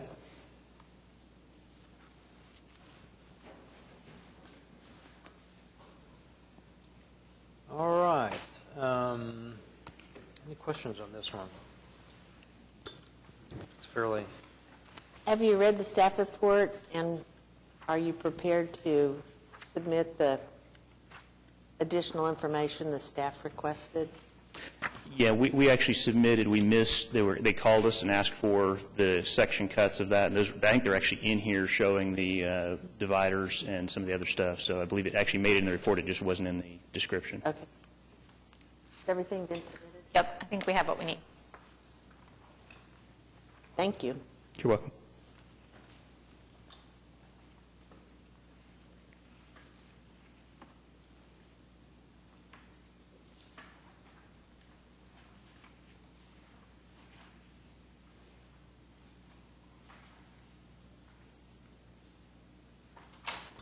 I'm ready to make a motion to approve. Okay. Looks pretty nice. I make a motion to approve HPCA 18-00030 with the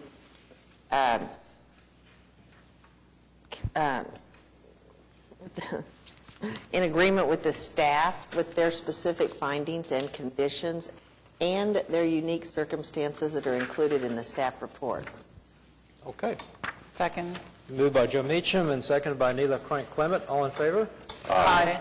Opposed? Okay, been approved with Thank you. conditions and unique circumstances. All right, next. HPCA 18-00033 at 601 Northwest 19th Street, Mesta Park, Ward 6.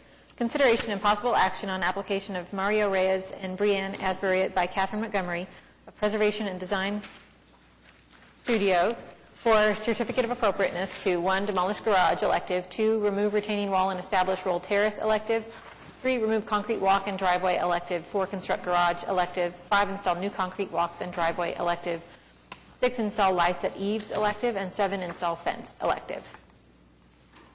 Okay. Applicant? Hello, my name is Brianne Asbury. I'm the owner of 601 Northwest 19th Street, and I'm here to answer any questions you may have. Okay. All right. We know the person sitting behind you. Okay, any questions? Staff has recommended. The one comment I would have, I think, so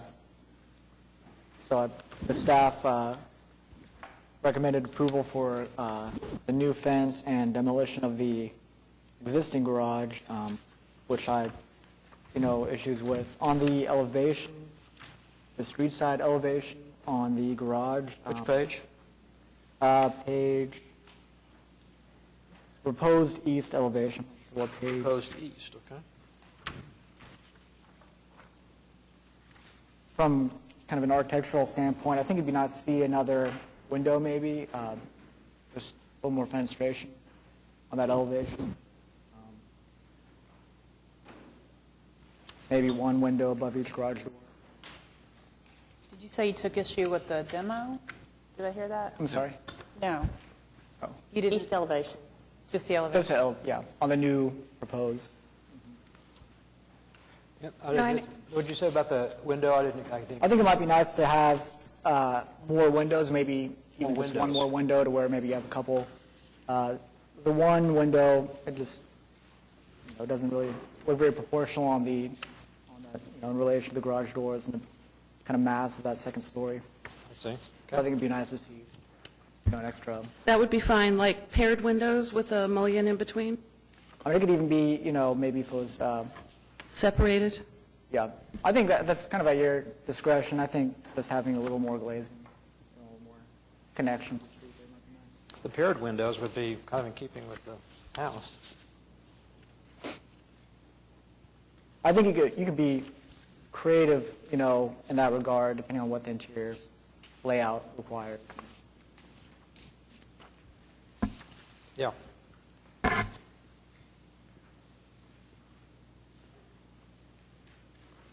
Yeah, so right now, I can see why you didn't put another window. Right, the layout is, Looking at the sheet number 8. But we could modify that on the inside to, I think I like the look of a paired set of windows with a mullion in between.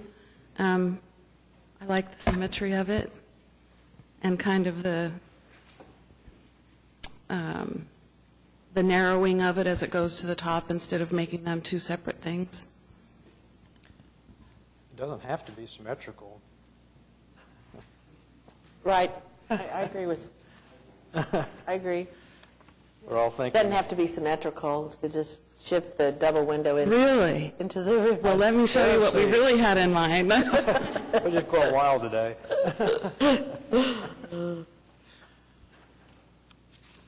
Well, the staff report indicates a concern with the size of the garage, that it doesn't appear to meet the criteria for two-story garages. Oh, right, Now, that's that true. they're recommending continuance, and I don't know how are you in agreement with a continuance, and what's your comment about the staff? So, well, the staff, firstly, I'd like to thank the Mester Park Design Review Committee because they saw fit to agree with everything that was proposed except for the Trex deck on the deck. However, Trex decking is permitted per the guidelines, so I don't really know that that's an issue, but we're prepared to deal with it if it is. And also, the staff report didn't conduct a survey, which we don't expect them to, of two-story garages in the area. The specific guideline talks about two-story garages in the immediate area, in the block, and in the streetscape. So in this particular block that this property sits in, there are two other two-story, there's one and-a-half-story garage about mid-block, and another two-story garage near the other end of the block, the west end. It also, this garage will face, or does face, Dewey Avenue. Of the visible garages on Dewey, there are 26, and 15 of them are two stories, including one that's right across the street.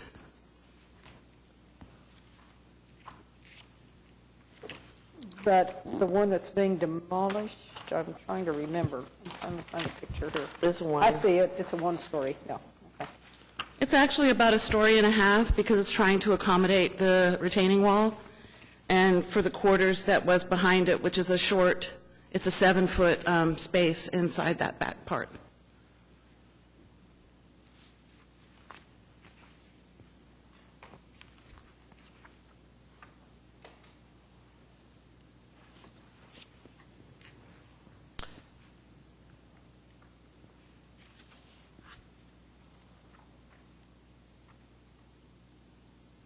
As far as the materials are concerned, there is a discrepancy in our documentation. We have the owner's preferred garage door in our cut sheets, and then we drew a paneled garage door. So, of course, the owner prefers the one look, but understands some of your concerns with, the slanted, I guess people call it the carriage house look. I don't know. So we can resolve that discrepancy today. What's the desire for the lighting in the eaves? Light. Well, I mean, does the existing house have lighting like that? I mean... Now, the lights that are being proposed are about this size. Yeah, I know they're unobtrusive, but... And they're a very minimal light coverage, so it's just to provide some even light for the backyard. They're planning on putting in a outdoor kitchen, so they'd like some even lighting in the back. Okay, so it's more of a And then lighting, in the front, there are a few in the front and some on the side as well. And they go down, they're down lights. Correct. Okay.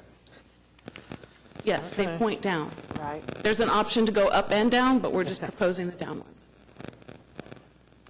But they are proposed on 3 sides, right? Not the front, but all the other sides of the They're house? proposed on 3 sides. They are not proposed on the west side, which is adjacent to the neighbor's Okay. house.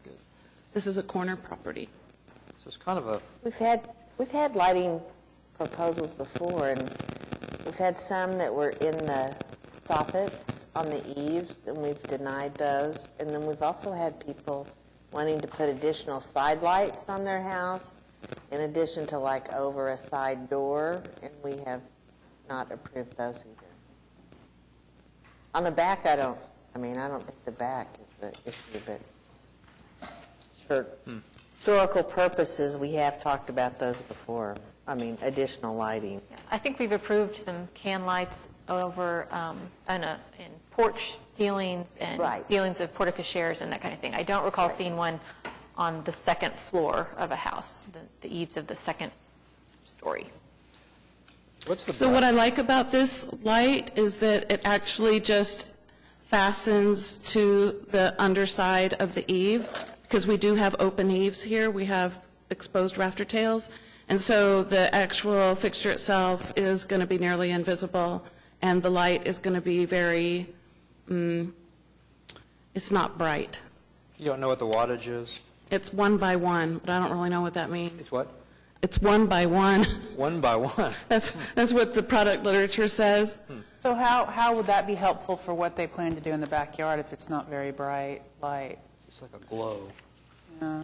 It's enough to provide some even light in the backyard without being glaring for the neighbors. So just to, so I can understand it better. So essentially, if you're looking at, say, the elevation of the garage, you see a band of light underneath the eaves, washing down the side of the garage wall. Are you envisioning that? I don't think it's going to be a band. I think it's going to be more like points. Will be like, just for every whatever, 16 inches, whatever the spacing is of the rafter tails, you have a... Right. These lights are not proposed for the garage. Oh, this is for the, okay, I'm sorry. We're on page 14, sheet number 14. I don't see a page number for the staff report, but it's our drawing number 14. Page 14. Pages aren't numbered, but the sheets are. The cut sheet does say 1 by 1 watt, whatever that means. But then in real small print, it says super bright LEDs. Yeah, that's like the work lights that I bought that I can hardly see in the dark with those work lights, and those are at 600. Have you tested that to see how bright it is? No, but we were talking together, and I suggested to her that they actually buy one and install it so that we could take photographs of it. That's my only concern, not to be too bright. If it's a landscape type feature light, that light is more of a building light, that's different. So, as you know. So, I mean, if that's something that the commission would be interested in, we'd be happy to do that. To do a sample installation and bring photographs back. I think it could be approved on the back. I just don't know that it could be approved on the side. The side. I mean, we've said no to so many other lights on the side. I hadn't been that long. We had one person had a long driveway, and it was next to the house, and they had a door on the side, and they made him put it back where the historic light was, and they wanted to add a matching light at the other end of the house so they could see, and we said no. So, no, can't see. No, I'm saying. We do have a sidewalk and stairs on the east side, so some light there will certainly help to navigate those stairs.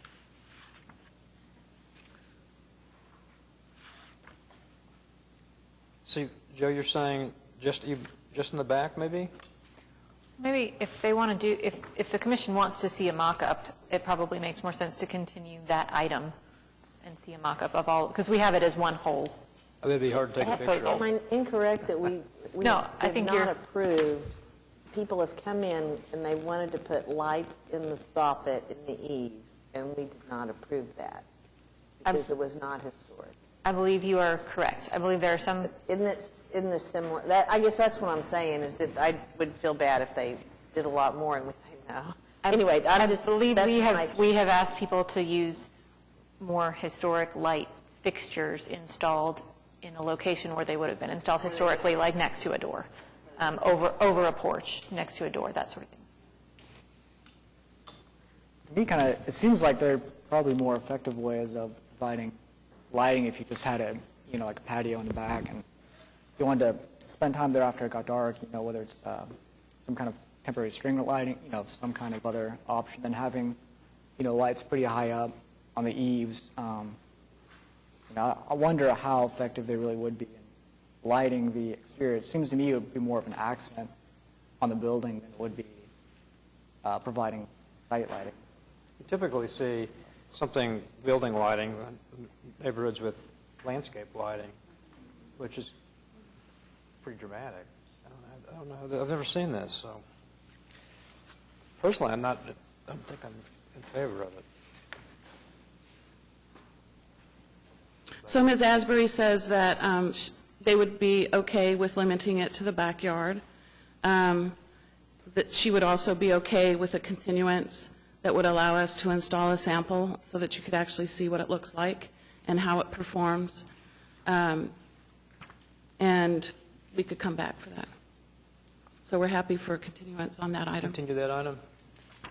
Just curious, for the backyard, but you not considering it for the garage, or are you considering it? I'm sorry, I didn't hear all that. He asked if you're considering those same lights on the garage, but you're not. No. You can see from the elevations of the garage that we've proposed the traditional, kind of carriage house looking fixtures. Exterior light. Yep. Catherine, would you like to go ahead and talk about the staff's comments in regards to the retaining walls? Yes. I'm not quite sure where to start. On the retaining walls, there are a couple of things that I think are important to take into consideration. One is that the period of significance for Mesta Park ends in 1930. We don't really know when this wall was constructed. It has some structural issues that need to be managed, which would quite likely mean taking down part of the wall and reconstructing it. It's going to be hard to match the portions of a wall that might remain. Set that issue aside. The other issue is that historically we know that most of the historic districts had rolling terraces originally, and that retaining walls appeared over time. So I don't have any concerns with removing the front retaining walls. The back retaining walls, the difference between the sidewalk and the lawn is is greater, and the ability to recreate a rolling terrace on the side is reduced because we don't have as much land area to spread out the rolling terrace. But we have a large front yard and would like to reestablish a rolling terrace on the front and the side part of the yard that's still, pretty big. All of the retaining walls that we surveyed around the neighborhood were brick. We didn't find any other retaining walls that looked exactly like this one. So what would the length of the retaining wall be from the garage going forward to the front of the house? Let's see what the site plan says. So actually, the retaining wall would be retained, would be removed, as you can see on page 6 with the proposed site plan. It's about even with the sidewalk that goes in front of the house on the left side. So it's really just that front corner where we have a lot of land area to accommodate the rolling terrace. So just the dotted line on the front is where it would be removed? Is that what you're? Ken just measured it between the garage and the new end of the retaining wall. The retaining wall would still be 100 feet long. And are you rebuilding the retaining wall? There's an area, the steps, I think there was a photograph that we just saw on the screen. There are some steps on the east side. They're very narrow, and so we're proposing to, right there, to remove those side retaining walls and make a bigger staircase and then put the retaining walls back. So you would just widen that one? Yes. And then leave the original? And then, okay. Then, it would just tie in with what's there now, which is actually going to be a challenge as well. You can see the color of it is kind of stained or painted, that paint has come off of. Yeah, kind of mottled looking. Catherine, when you take a retaining wall down, is there something like temporary put, and then you come back with another wall? Or has it been sections? I've never known how that was done. It depends on how tall it is. Usually we get concerned about retaining walls that are 5 feet from a structural perspective. This retaining wall doesn't appear, I mean, the parts that are intact don't appear to have, be leaning over. Yeah. But we do have some deterioration along the sides of it. So you take it out and something temporary is there, so it won't crash down, or I don't know? Yeah, you would build some formwork so that you could And then pair the new and then with the pour retaining concrete wall. in Right. it or something, yeah. Didn't know about that. And then fill behind it. So you feel comfortable that, I guess, that you can make the, what'd you call it, the yard, the rolling? Yeah, especially in the front, because the front yard is pretty deep, and we have that nice corner, so the area that you see, it's about 8 feet. We have shown on page 6 of the drawings, so we would basically be using 8 feet of horizontal distance to reestablish those rolled terraces in the front. You can see how the front is definitely shallower than the back retaining wall.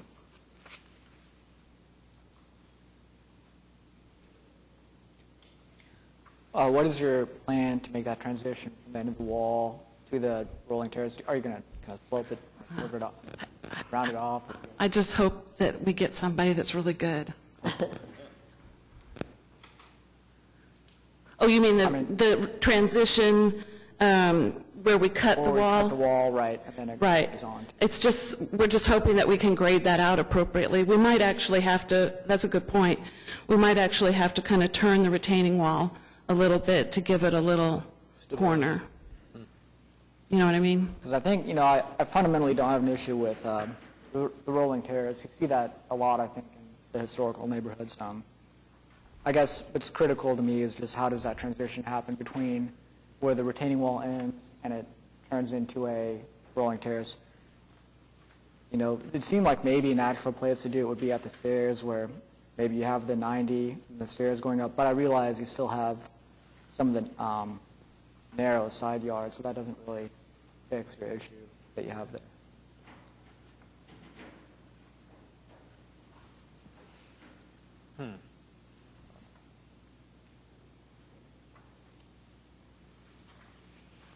I just think that could end up looking kind of awkward, where you have the wall ending, and then it transitions. No, I agree. I think we would have to have a little L.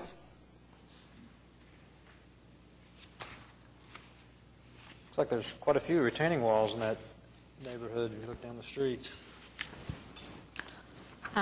This isn't to go one way or the other. I will just note, because I always like to clarify, that while the National Register nomination for Mesta Park has periods of significance, the HP ordinance does not and makes no reference to that. So something may or may not be within that period of significance, and the commission could still determine that it is historic. And yeah, I think the retaining walls are pretty, Dewey has a steep climb. So as you go up to 16th, 17th, there are some pretty significant retaining walls along Dewey, and then they taper off to the north and south. But there, there are some historic steps, even one of them that you photographed that was a brick has the original steps, which are very steep. But when you look at those, it looks like they had a rolling yard go down and then had a much shorter. Yeah, that's actually a really good photograph to show you how the driveway was. The rolling terrace probably paralleled that slope to some degree. I mean, and well, Katie and I can do this, I guess, but so actually in the guidelines there is a reference to the period of significance for the districts because there are descriptions of each district in the front end of the document.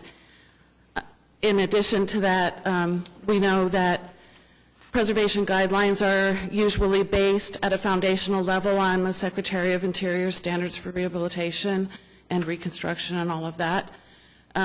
So based on that, those guidelines also talk about removing later additions that aren't within the period of significance or that were disrespectful changes to a particular property.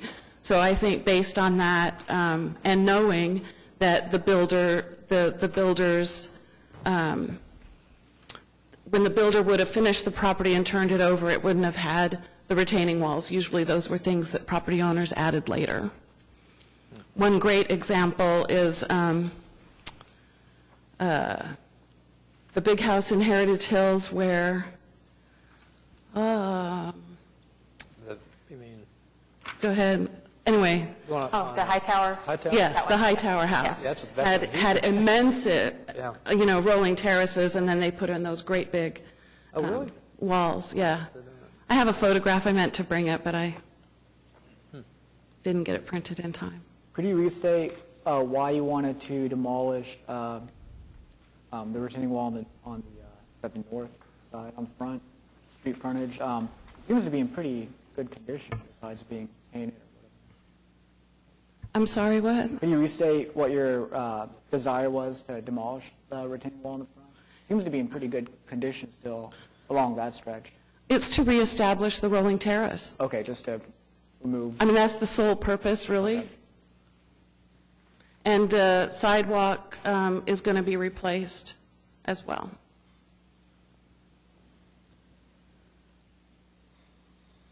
Some settlement issues there.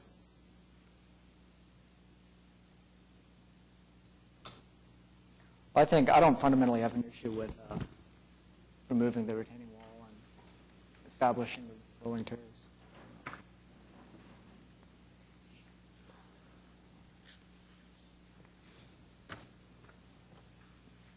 I know it was briefly mentioned, but can you address how the proposed garage, two-story garage, meets the criteria for two-story garages? So there's three things. One is neighboring two-story garages. The second is garages in the district, and the third is garages in the streetscape. So what we think is the best argument is that along Dewey, there are 26 garages which face Dewey, and of those, 15 are two-story garages. So we think that that indicates a predominance of two-story garages along Dewey, which is the streetscape. There's also a two-story garage right across the street from Dewey. There is a 1.5-story garage on the block and a 2-story garage on the block. Would you be willing to submit a survey so that we can see that visually? Yeah. Thanks.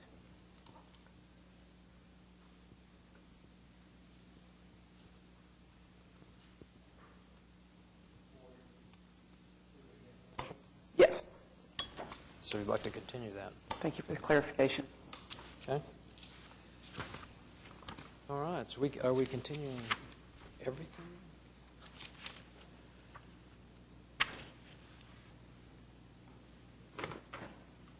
I think we'd need to see the survey Right. to determine if there is a predominance. Right, right? that was my So- concern. The only thing left is, if you want to continue the garage design, is the fence, which...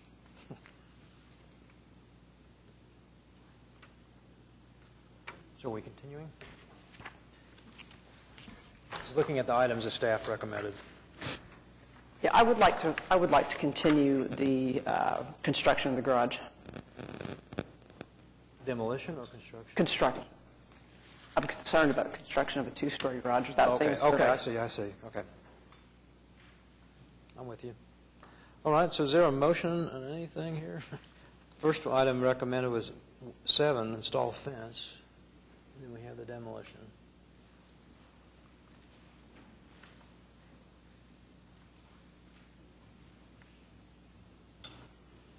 As we talked about the retaining walls, staff gets asked all the time, people ask all the time to rip out their retaining walls. So if we're going to make a motion to approve that, we would just ask that you make some good findings for why it is appropriate, so that we can pass those along when applicants say, I don't want to fix it, I want to tear it out, so we can convey that. Since that wasn't our recommendation, the findings could support that. Well, you were recommending continuing items 2 through 6, my point, so. Yes, it sounded like some were leaning toward approving the retaining wall, so I was just throwing that out there. So the applicant could work with you on some of those unique circumstances, perhaps if we grant a continuance on the retaining wall? That's what we need to hear. Well, or I was just saying that if the commission makes a motion to approve those, to keep in mind good findings as part of that motion for approval, justifying why removing the retaining wall is appropriate, since our guidelines say to retain, is there another word I can say other than retaining walls? To keep retaining walls? Hold on. Preserve. Well, it specifically also talks about what kinds of retaining walls need to be retained, like historic ones. Well, and I don't know that, I mean, this looks pretty darn old to me, so I guess that's when I went to say, we believe this is not historic because X, Y, Z, that sort of thing. And it's not structurally unsound to me, so it's another circumstance, not unique, but reason. Yeah, well, that's my concern. I haven't heard enough and haven't been able to put it all together enough to be able to know that there are unique circumstances or how old this is or anything like that. If we're going to go against what is pretty established practice and policy, I think I'd need to have that. Okay, so are we approving the demolition?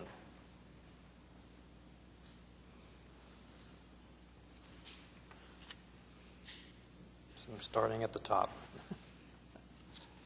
Are there any motions? Well, just a question before we approve the demolition or work on that. We would not be approving today probably the two-story garage, from what I hear.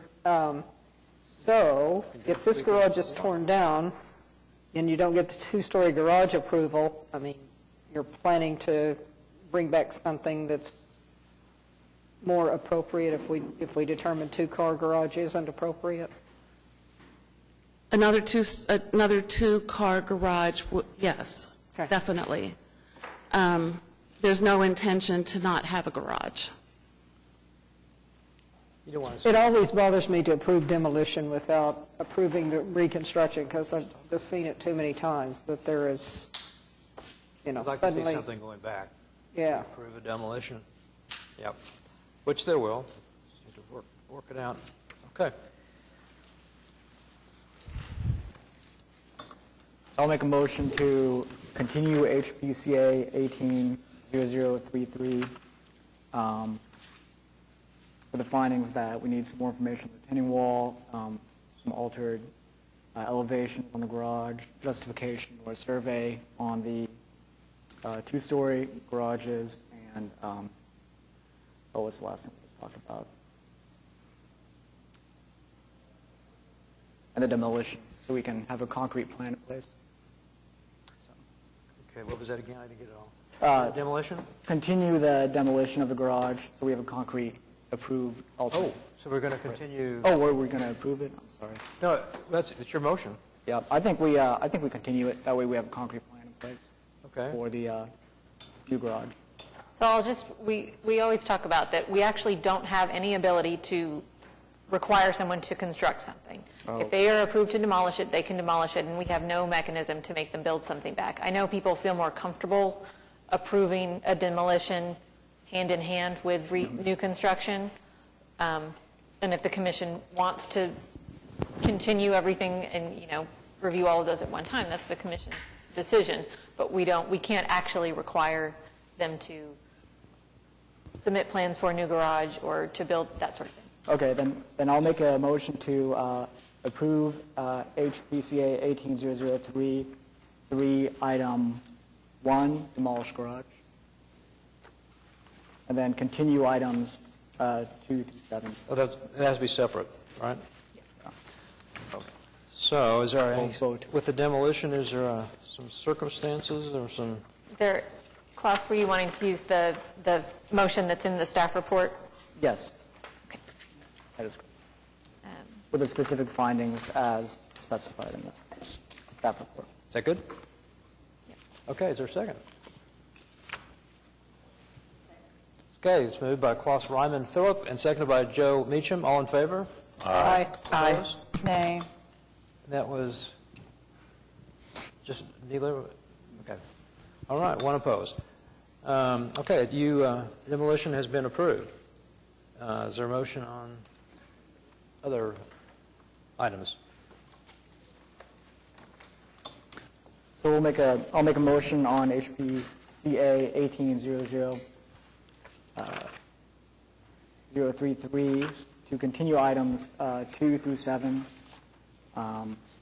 We have additional information on the retaining wall survey, on other two-story garages along that street, and revised elevations for the garage. Okay, to what, 30th? Did you want the mock-up of the light fixtures as well? Oh, correct, yes. About that. And it's either May 2nd or May 30th. Well, I'd just like to point out that there's some of these items that we haven't even discussed yet. So I think it's a little premature to continue them without discussion. And staff recommended approval of the fence. So I would also submit that maybe item number 7, which we haven't discussed yet, not be part of that motion. Would you install the fence? Because you could, okay. All right, do you want to change your motion in light of... Yeah, I'll alter my motion to exclude item 7 for further discussion. So 2 through 6. Yes. Does that sound... Well, I'd also like to discuss some of the items that haven't been talked about specifically. For example, the concrete walkways and the driveway. Item number 3 and 5. So you think we're a little premature? Yeah, or maybe...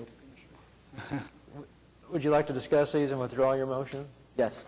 Okay. I'll withdraw my... So let's start discussing. We talked about the retaining wall, the rolled terrace, concrete, number 3, concrete walk and driveway. And I guess number 3 and number 5 go together, removing them and then installing new, just to... Correct. Right. I guess we kind of assumed they all went together, so.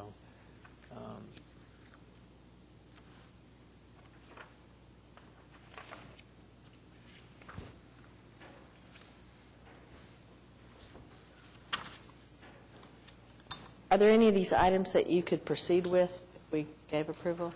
Or I think, kind of thinking they're all kind of linked together. Are you?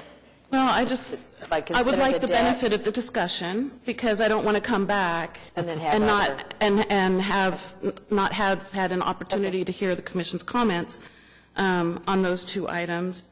But even if the garage were to stay, I think that some of these things, even if the existing garage was there, these requests would remain. Okay, which one is the deck under? The deck, Was it- landscape elements have been administratively approved. Okay.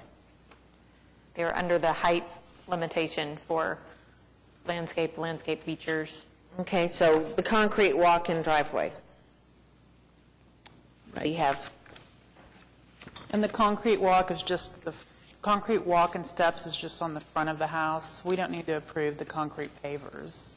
Is that correct? Right, the pavers Right. across the backyard, I don't recall now if those were administratively approved or if we even said that didn't really even need a CA, but yeah, it's at the front and then at the side. okay, so we've got to remove, so really 3 and 5 are kind of one and the same. Remove the concrete walk-in driveway and then install new concrete walks and driveways. Are the sizes of those significantly different than what's existing? Well, in our opinion, they aren't. If you look at the existing site plan,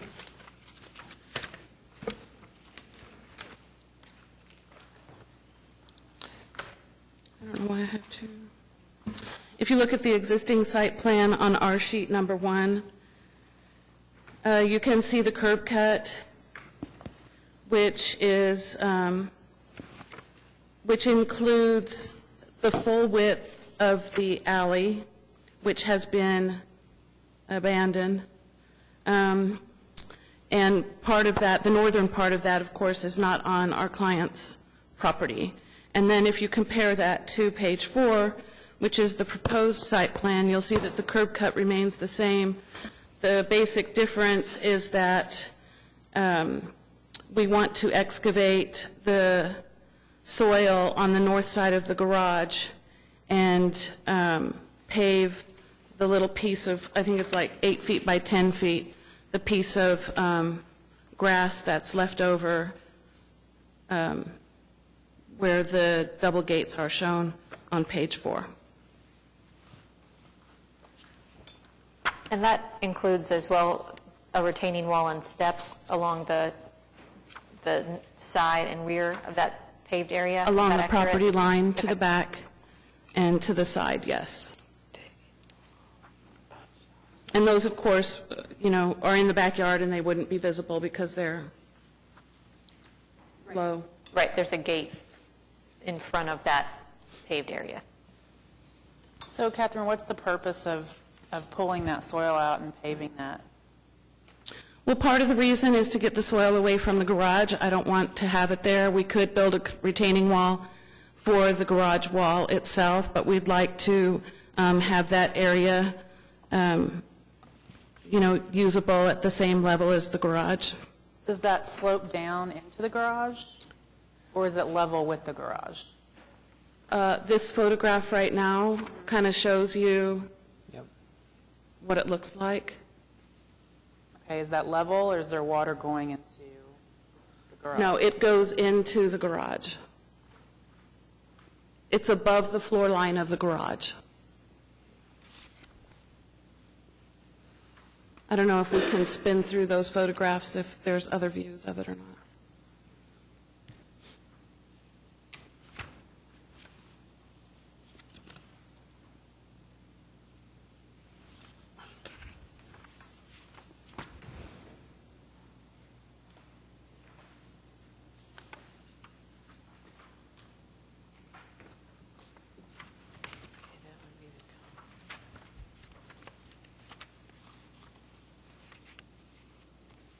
That one back there.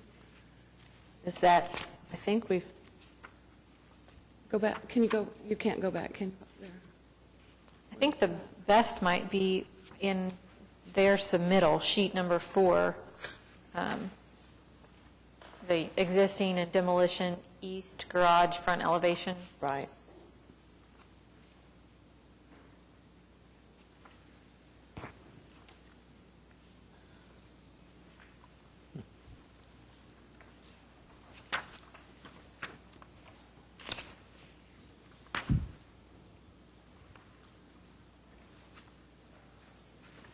So the concrete walk and steps at the front are the same width as the existing, the proposed? The concrete walkway, yes.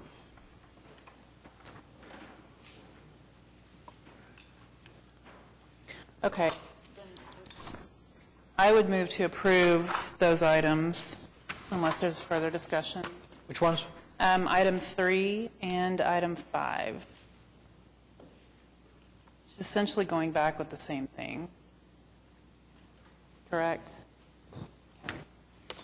Well, I noticed the staff report says that some of this is not contingent, but it'll be affected by whether the retaining wall is kept or approved. Am I not reading that correctly? Is that The not? steps in the front would be,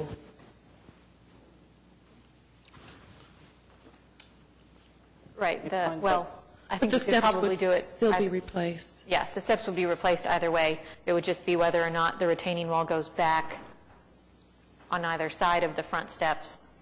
Which you Or would not. do all that at once if you were going to do it. So, but you're not, it's either take away the retaining wall and build the steps and the sidewalk, or rebuild. just leave the retaining wall and rebuild or replace the steps and sidewalk. So, And the dimensions would be the same either way? but if you go in and replace the sidewalk and the steps with the retaining wall there, I'm not sure how that would work to take the retaining wall out later. So that's why I thought they were kind of dependent on each other, so. It's not like we're going to start construction on this within the next 30 days. Well, that's all right.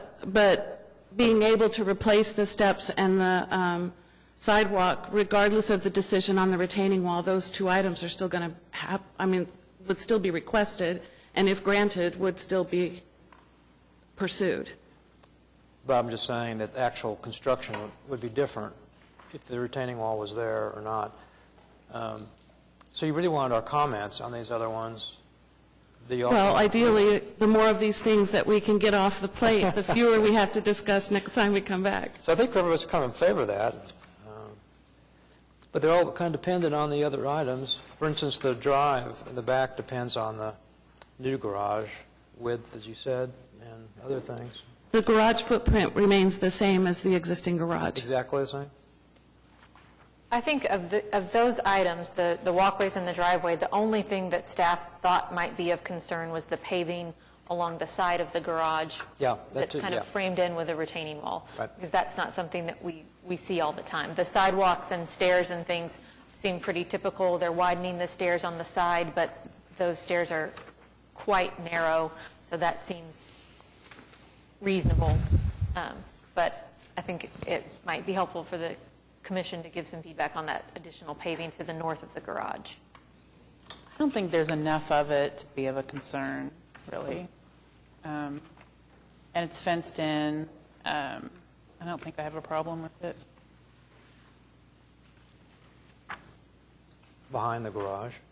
do we have details on the gate that would be to the paved area behind the garage? It's in the, there's a I detail. think on it was just intended to match the fence. And the fence is, what, It's on page, The gate is shown, too. it says page number 10. I don't think it's that. Yeah, it says big, though. proposed wood fence and gate.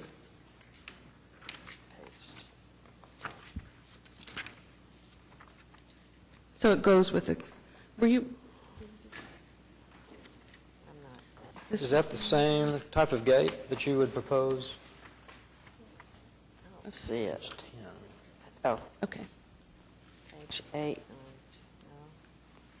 I see lots of page 10s, but I'm lost. Just looking at it.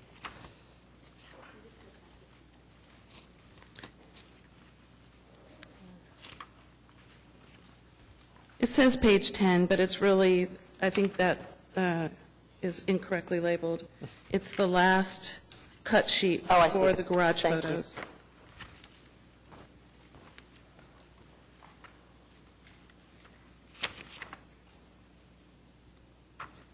Can never find anything. So it appears to me that the proposed fence adjacent to the garage on the north side is even with the front of the garage, is that correct?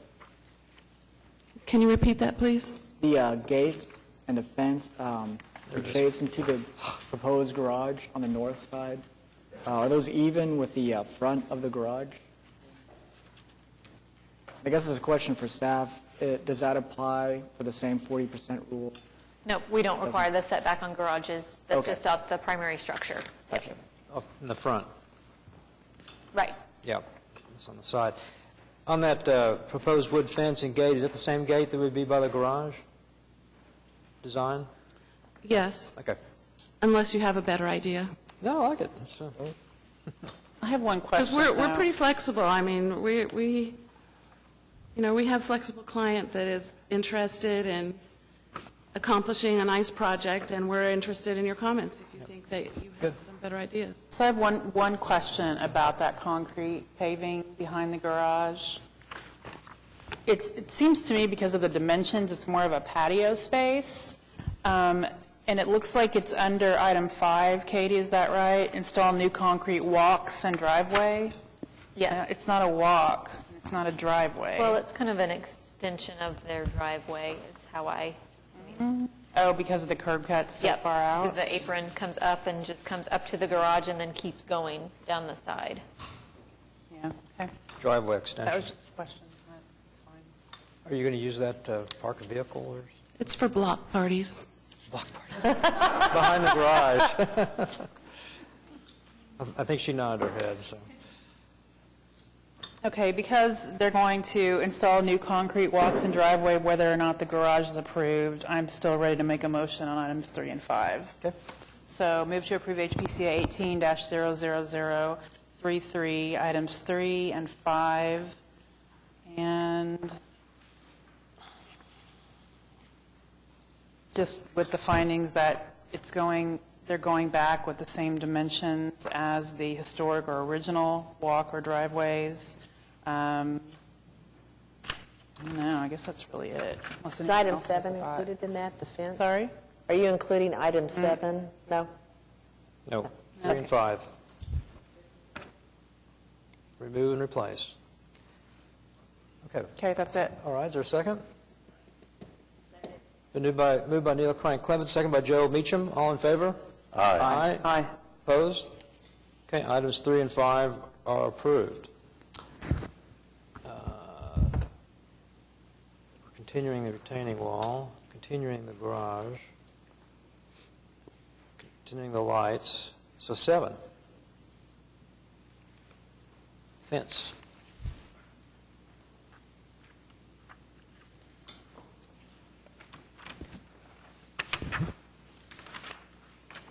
The fence is different, but the guidelines, I believe, do support horizontal slats, if I remember. I don't know where they are now, which number it was. I don't think there's anything in the guidelines that it talks Yeah? about the tops of fences being horizontal or Yeah, that's there's what I another word read. for it, that sort of thing. There's Yeah. nothing that really says Yeah, that's what I much read. about Tops of new fences or Yeah. fence walls may be horizontal. Yep. So that's a fence wall. But usually fence walls refers to masonry. We'll Okay. talk about a brick wall, brick fence wall or something. Yeah, they call it, yeah, it's a brick fence. But I don't believe there's anything specifically called out that prohibits horizontal fencing. No, I think the commission's Yeah. approved horizontal fencing in Yeah. a number of locations. Yep. So I would move to approve item 7 for HPCA 18-00033.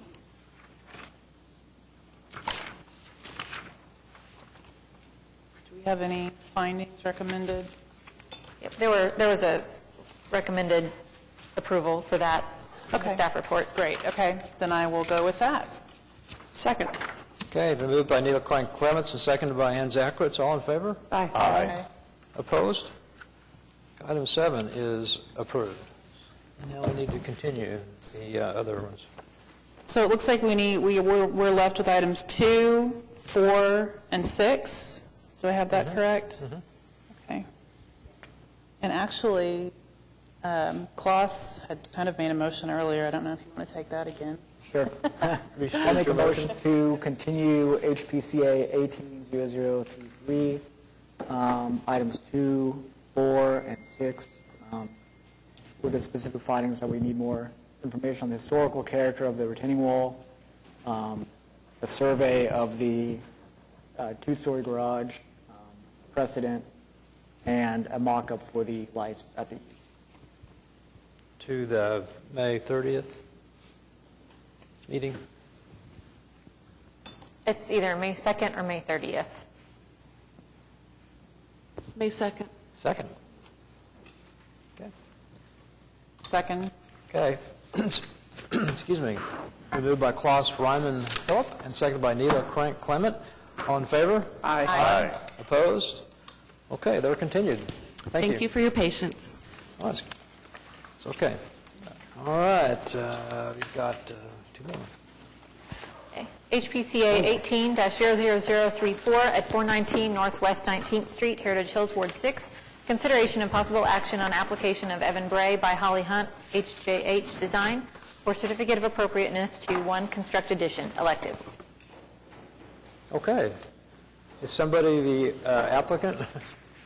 Hello, my name's Holly Hunt, and I'm representing the homeowners which are present today, Holly and Evan Bray, and they live there at 419 Northwest 19th. Could you sign in, please? Sure. Who begins? Me or you? Sounds like I've got a secret or something. Think of a show. Sign in, please. You're not that old. Okay. Addition.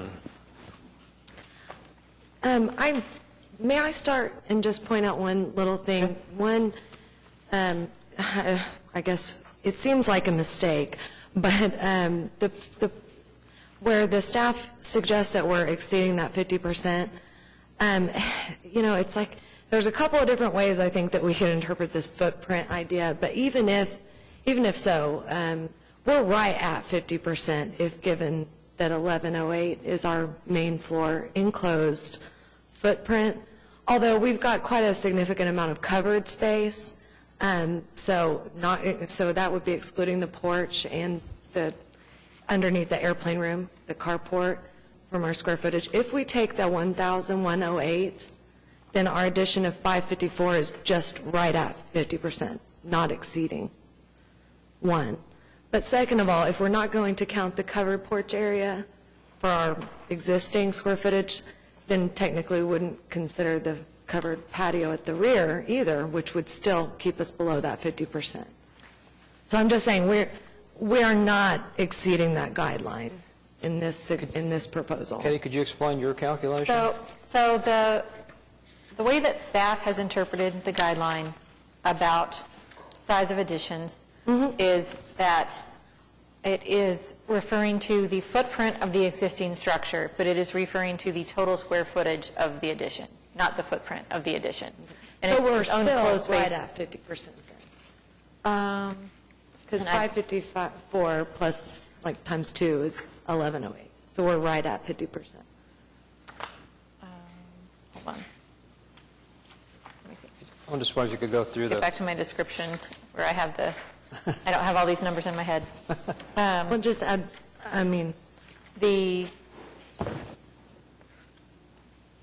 So the enclosed space of the addition is, let me get back to the description. Sorry. You're okay. It was for us, like, we looked at it a couple of different ways, and I understand what you're saying. Like, we would still count the patio, but even still, 554 plus 554 equals 1108. So we're right at 50%, not exceeding 50%. I just wanted to Well, the really nail footprint that of the down. existing structure is what we're looking at 50% of. The footprint of the existing structure, which is 1,000, the footprint of the structure is approximately 1,082, correct? The total square footage of the home is 2,164. So we're looking at... No, the 1,108, that's what you have in your staff report, is the 1,108. So what's the footprint of the existing 1,108. on the interior? Right. So you're allowed 50% of that total square footage for the addition. Not footprint, but total square footage. That's how, Okay, that's how staff has I see what interpreted. you're saying, but, Yeah. I mean, like, So what's the total square footage? Of what? You said 50% of the total square footage is what of the foot, or the footprint of the existing house? We have two different numbers. Katie has Yeah, I mean- 1,082. Okay. I mean, just look at Give the, us the official calculation, because I'm getting confused. Okay. yeah, it's so- really confusing. So I have the footprint, and I think we didn't have anything that showed the total square footage of the existing structure. This I got from county assessor. The county assessor indicates that the existing two-story structure was 2,164 square feet total. What's the guidelines? So the footprint would be 1,082 square feet total. And then the addition is 962 square feet. So what's the guideline say? So the guideline says 50% of. It says, new additions shall not exceed 50% of the square footage of the footprint of the existing historic structure, enclosed space only, or 750 square feet, whichever is larger, and shall be no taller, no wider, and no deeper than the existing historic structure. Our view of that, because it says new additions, it doesn't say the footprint of the additions, but then it specifically says footprint of the existing historic structure. We need to. Given that we have a house that it's, all of its square footage is stacked, you know, I think we could apply a little common sense to that interpretation, just because, you know, our footprint, our smallest footprint is, because we do have a lot of covered spaces, that's like the least of our supposed variables, right, that you could make that calculation from. I mean, I would just suggest looking at the roof plan. Does Well, that look like more than 50% Could we of back the up whole just one house? second? 50% of the footprint is what? 50% of the footprint is 540. 540, or 750 square feet, whichever is whichever of the two is Not larger. to exceed. not to exceed, whichever is less? Larger. They can have whichever is the larger. Larger, okay, So so they could have up to 750 square feet, according to the guideline, the way you're, Right. So the intent of this, and I say, pretty different. we wrote this. I mean, this is not an old guideline where I'm not sure what they meant. We wrote this when we revised the guidelines in 2014. We got this from the city of Norman. They have some very similar language that they use in their guidelines. And the intent was to try to have additions not be larger than 50% of the historic home, that from a size, massing, square footage standpoint.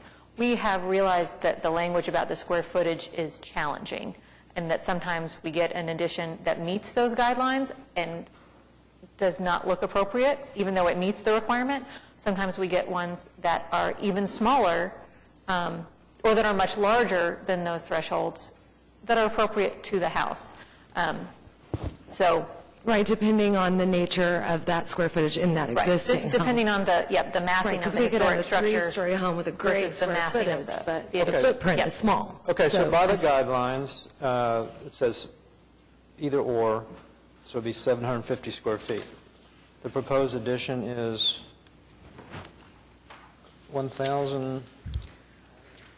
1,108 square feet, is that right?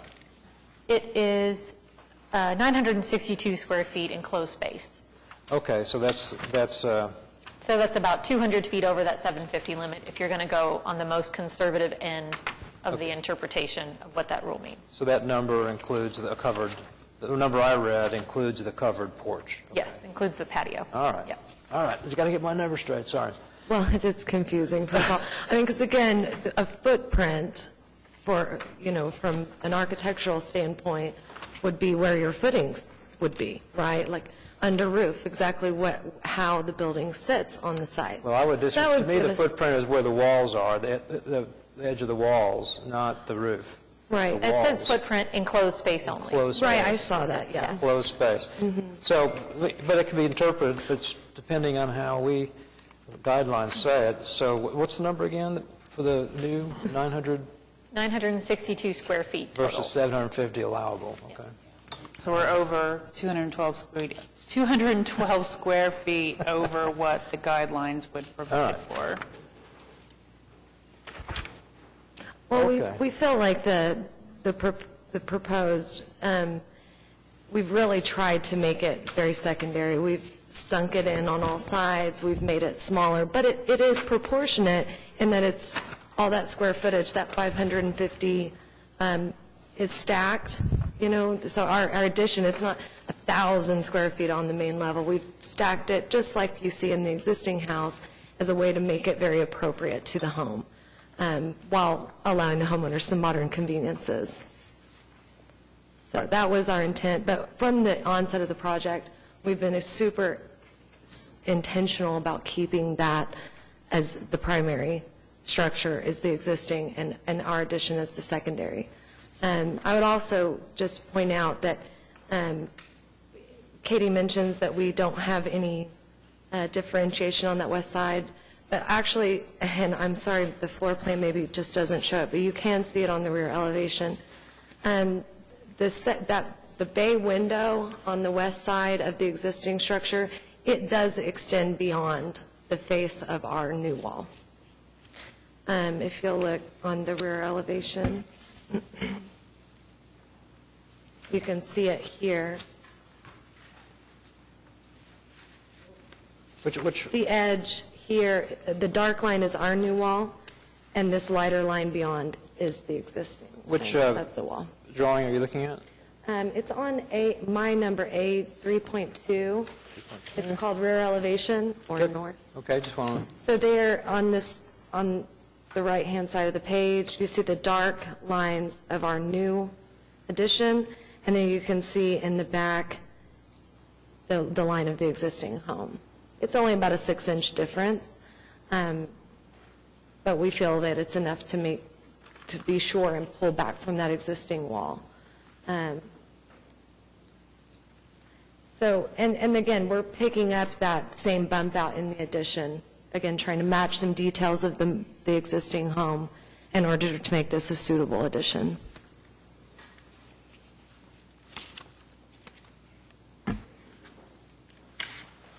I think that we'd be willing to reduce the square footage if necessary, if that was probably just on me as a misinterpretation of that square footage. You're not alone, we're all. I feel like this isn't a gargantuan addition, rather a very modest addition, you know, a single room downstairs that provides a second living space for a growing family. The existing home is not large. I would just mention that. And the living space, the 1,000 square foot that we're talking about as the footprint, is smaller than the upstairs. You know, the upstairs has the airplane room. So it's a, you know, I feel like the house, if we're going to speak to its proportions, it is a larger home than the footprint would suggest. So I would hope that we could interpret that as, you know, overall, we've maintained an addition that is in proportion to the existing home, but maintains its primary nature. And I think the drawings would show that. Again, just if you would humor me in that, the roof plan. You can see that there from just basically size overall, it's much smaller than 50% of the existing home. Although that footprint, you know, again, muddies the water a little.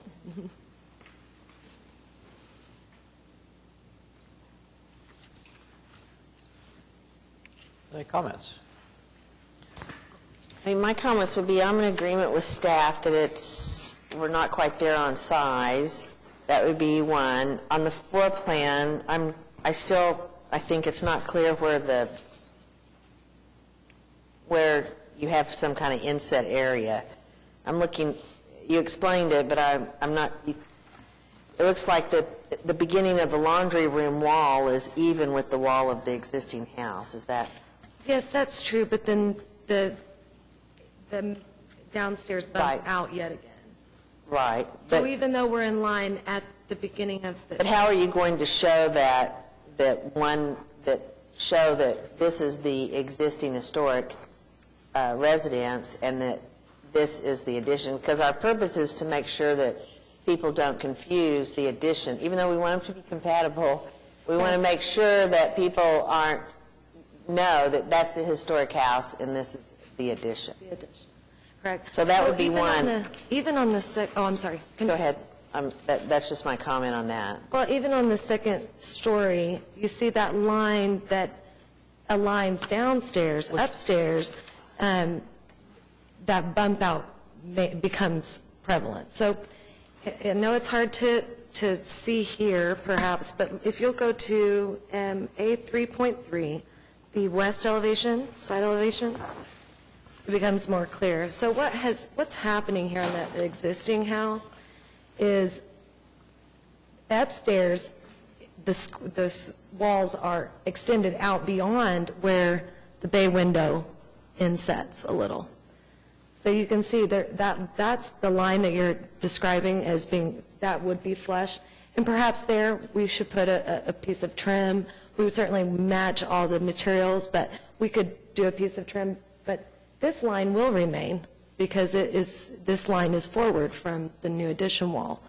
So I think ultimately there is a break, so to speak, right, visually, as you see the visually house. there's a break, but does it distinguish the historic property from the addition? Because we are trying to, like I said, we don't want to confuse the addition. We want it to be compatible, but we want it to be clear that that's an addition. So that's just a comment. My other comment would be that the columns on the back, those are to match, is what you said, but the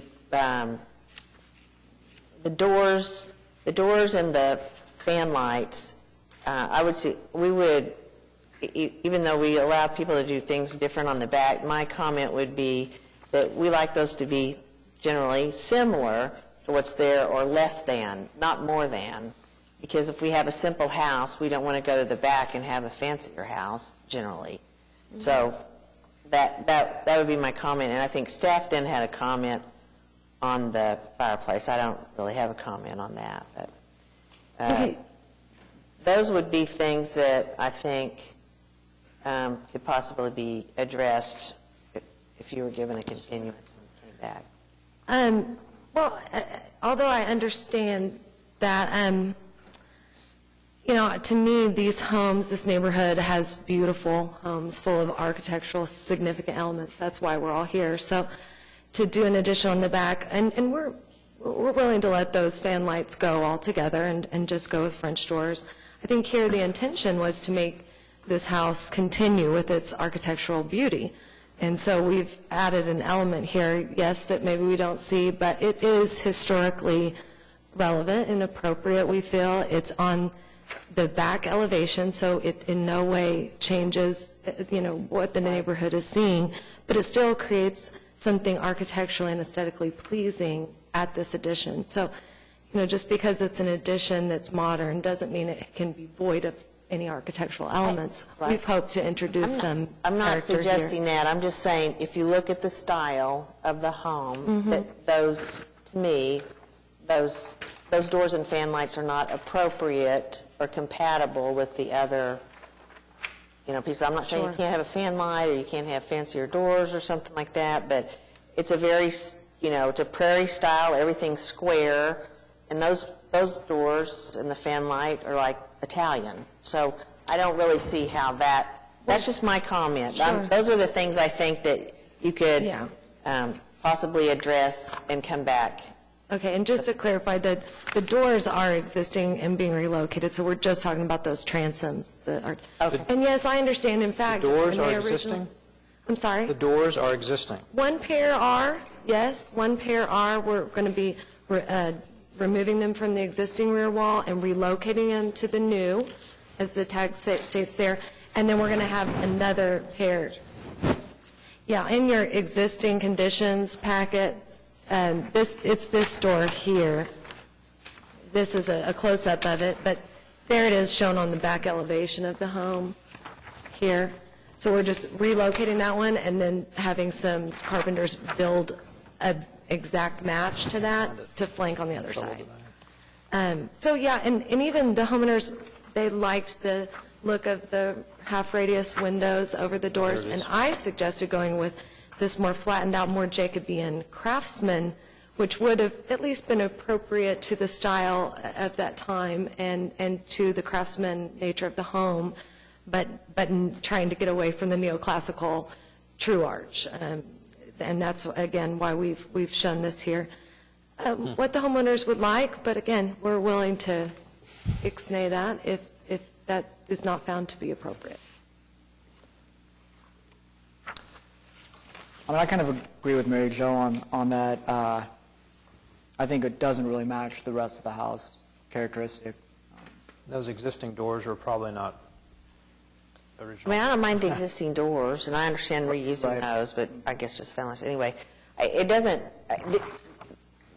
There's at least what I'm suggesting as far as potential, changes can't be approved today without new drawings. So, would you like a continuance?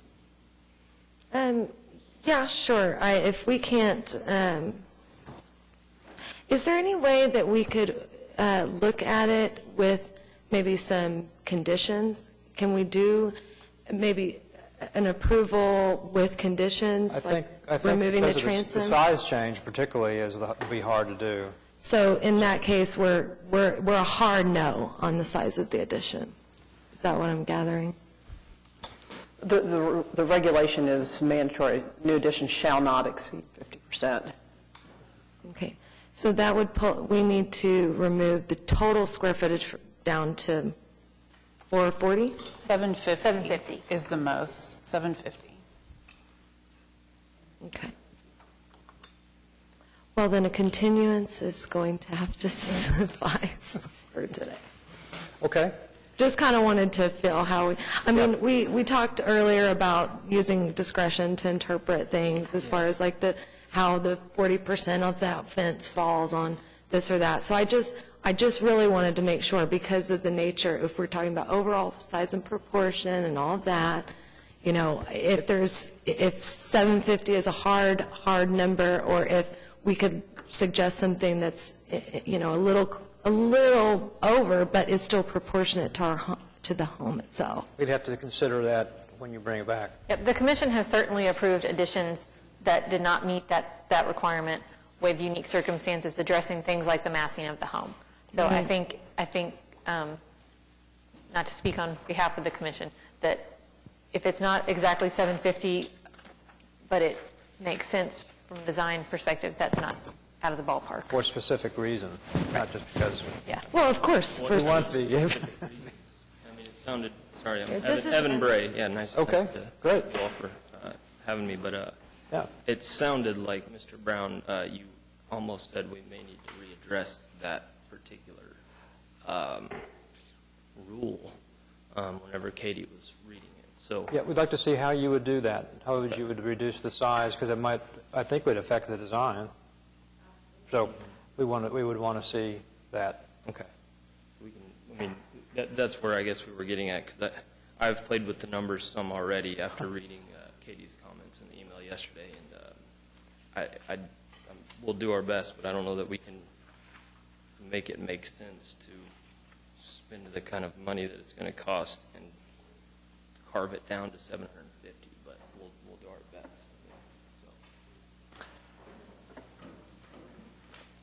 So.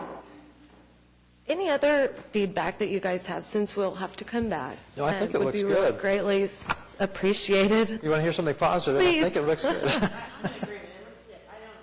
I mean, because I think, yeah. Can I speak?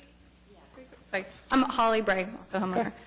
So from Katie's comments just now, it sounds like it is a guideline, it is a rule of the 50%, but it sounds like it is not necessarily hard and fast if the addition makes sense with the overall footprint, with what we're going for. So I'm just wondering if we do a continuance and we come back with a 750, but it doesn't totally get us where we need for getting some more room for our growing family, all this kind of stuff.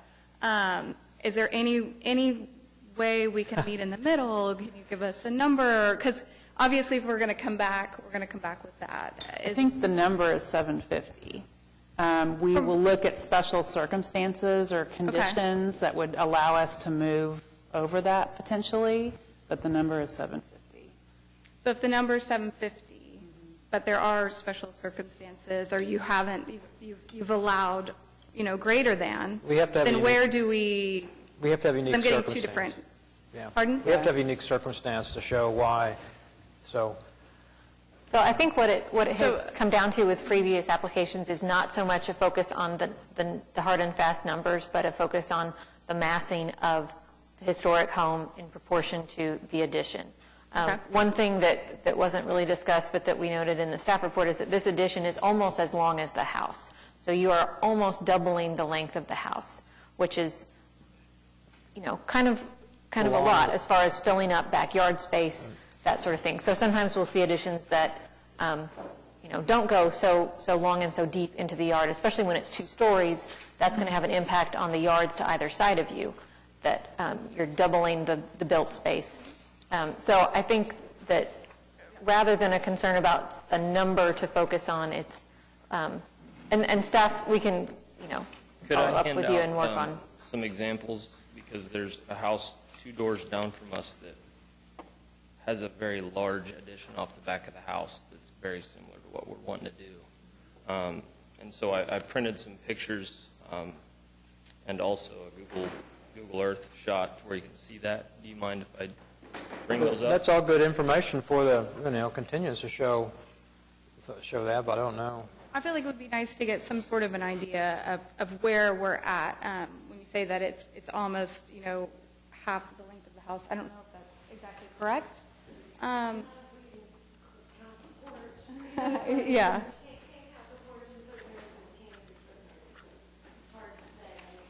If you would look at the aerial, like she was saying, of the roof line compared to the house, I would also, just kind of taking all of this into consideration, that we are doing a 2-story to match the front. So the actual footprint of our addition only extends out into the yard 20, yeah, and that's including the covered porch. So the enclosed structure only extends out 22 feet,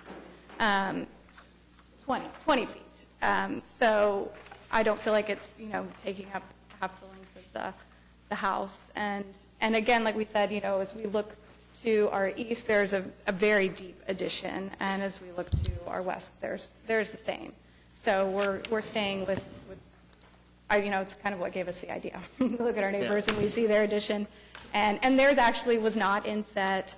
It does not look historically appropriate. I know that you look at different guidelines now and things have changed, and we obviously want to stay within all of those guidelines. So if there's just any, like you said, look at the consideration at what we're doing and compared to the house, and maybe some meeting in the middle on that, because I feel like we do a continuance, we come back with a 7. Do you understand what I mean? We can work with staff, and I bet they can help you.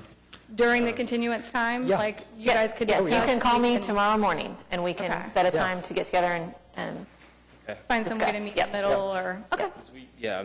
We won't leave you on your own. Definitely, when we purchased this home, our dream house, we fully intended on adding, we love the house. The master bedroom's very small. Yeah. The master closet's very small, and so the intention was always to add a living area and master above it off the back of the house. And I knew that historic preservation we'd have to get it approved, but I guess we didn't realize the restraints on the size.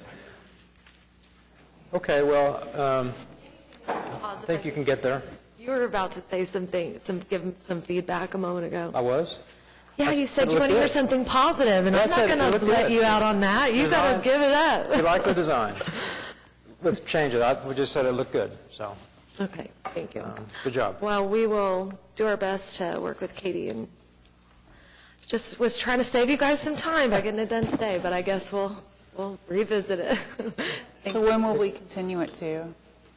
So the commission can continue either to May 2nd or May 30th. We have to have all new documentation for the May 2nd meeting by Tuesday of next week. Well, let's shoot for that. I think we can make that happen. Okay. Run midnight oil. What?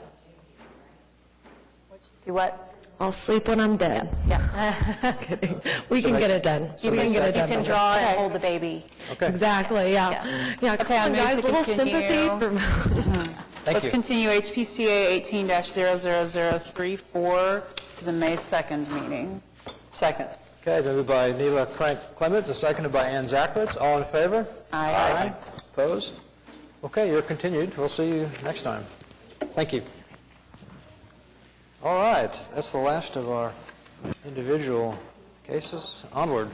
Okay, we have 3 items under other business, so we'll zip through these.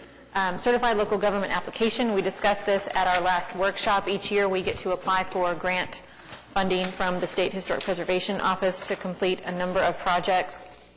We have proposed a National Register nomination for Heritage Hills East, having an intern again, which will help with completing the Historic Preservation Plan, some funding for events and activities commemorating the 50th anniversary of the HP Commission, and then funding for our usual travel and training to things like the statewide conference, and then a little budget for printing, copies of guidelines, et cetera. So the commission has to authorize the chair to sign the certified local government grant application. Okay, is there a second? Second. Moved by Neela Crane Clemens, seconded by Ann Zackritz. All in favor? Aye. Opposed? Okay, that's approved. And now we get to elect officers. Yes, so, surprise. This feels like it snuck up on us since we just changed vice chair, but first we need to elect a chair for the next year and then elect a vice chair for the next year, if anyone would like to nominate someone. I would like to nominate Commissioner Brown for chair. Okay. So accepted. We need a second? Do we? Yeah. Yep. Is there a second? Is that Joe? Yes. Moved by Neela Crane Clemens, seconded by Joe Meacham. All in favor? Aye. Opposed? All right, I guess I'm it again. So, next. Well, I can't make a motion. I would nominate Neela for vice chair. So I'll nominate Neela. I nominate Neela. okay. Is there a second? Second. For the half-hearted. I don't know. It's been moved by Joe Meacham and seconded by Ann Zackritz. All in favor? Aye. Opposed? All right, congratulations. Yeah. Get to work. Get to work. Okay. Joe and Neela. Okay. Okay, onward. Communications, reports. Lots of administrative approvals. Okay.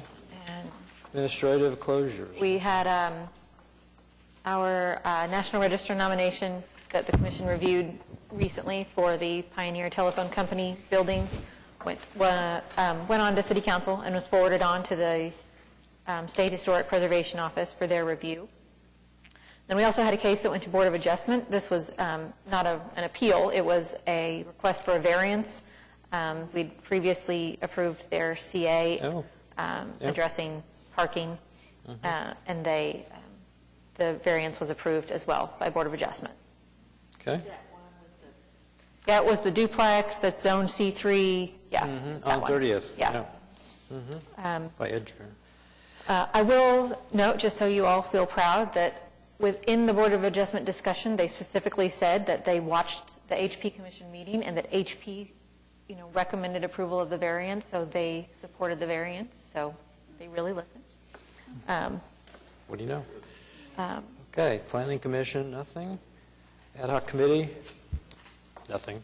Anything Municipal Council? No. Okay, next regular scheduled meeting for the Historic Preservation Commission is May 2nd, 2018 at 2 p.m. Municipal Building, City Council Chamber. New applications for this meeting were received April 3rd, 2018. New information on projects continued from today's meeting to the upcoming meeting must be submitted to staff by 4 p.m. Tuesday, April 10th, 2018. The next regularly scheduled workshop for the Historic Preservation Commission is Wednesday, June 13th, from 11:30 a.m. to 1:30 p.m. at 420 West Main, Suite 900. Okay, any items from commissioners? Anything? Okay, and any citizens left? Doesn't look like it. So we are adjourned. Thank you. Miles, stop causing trouble.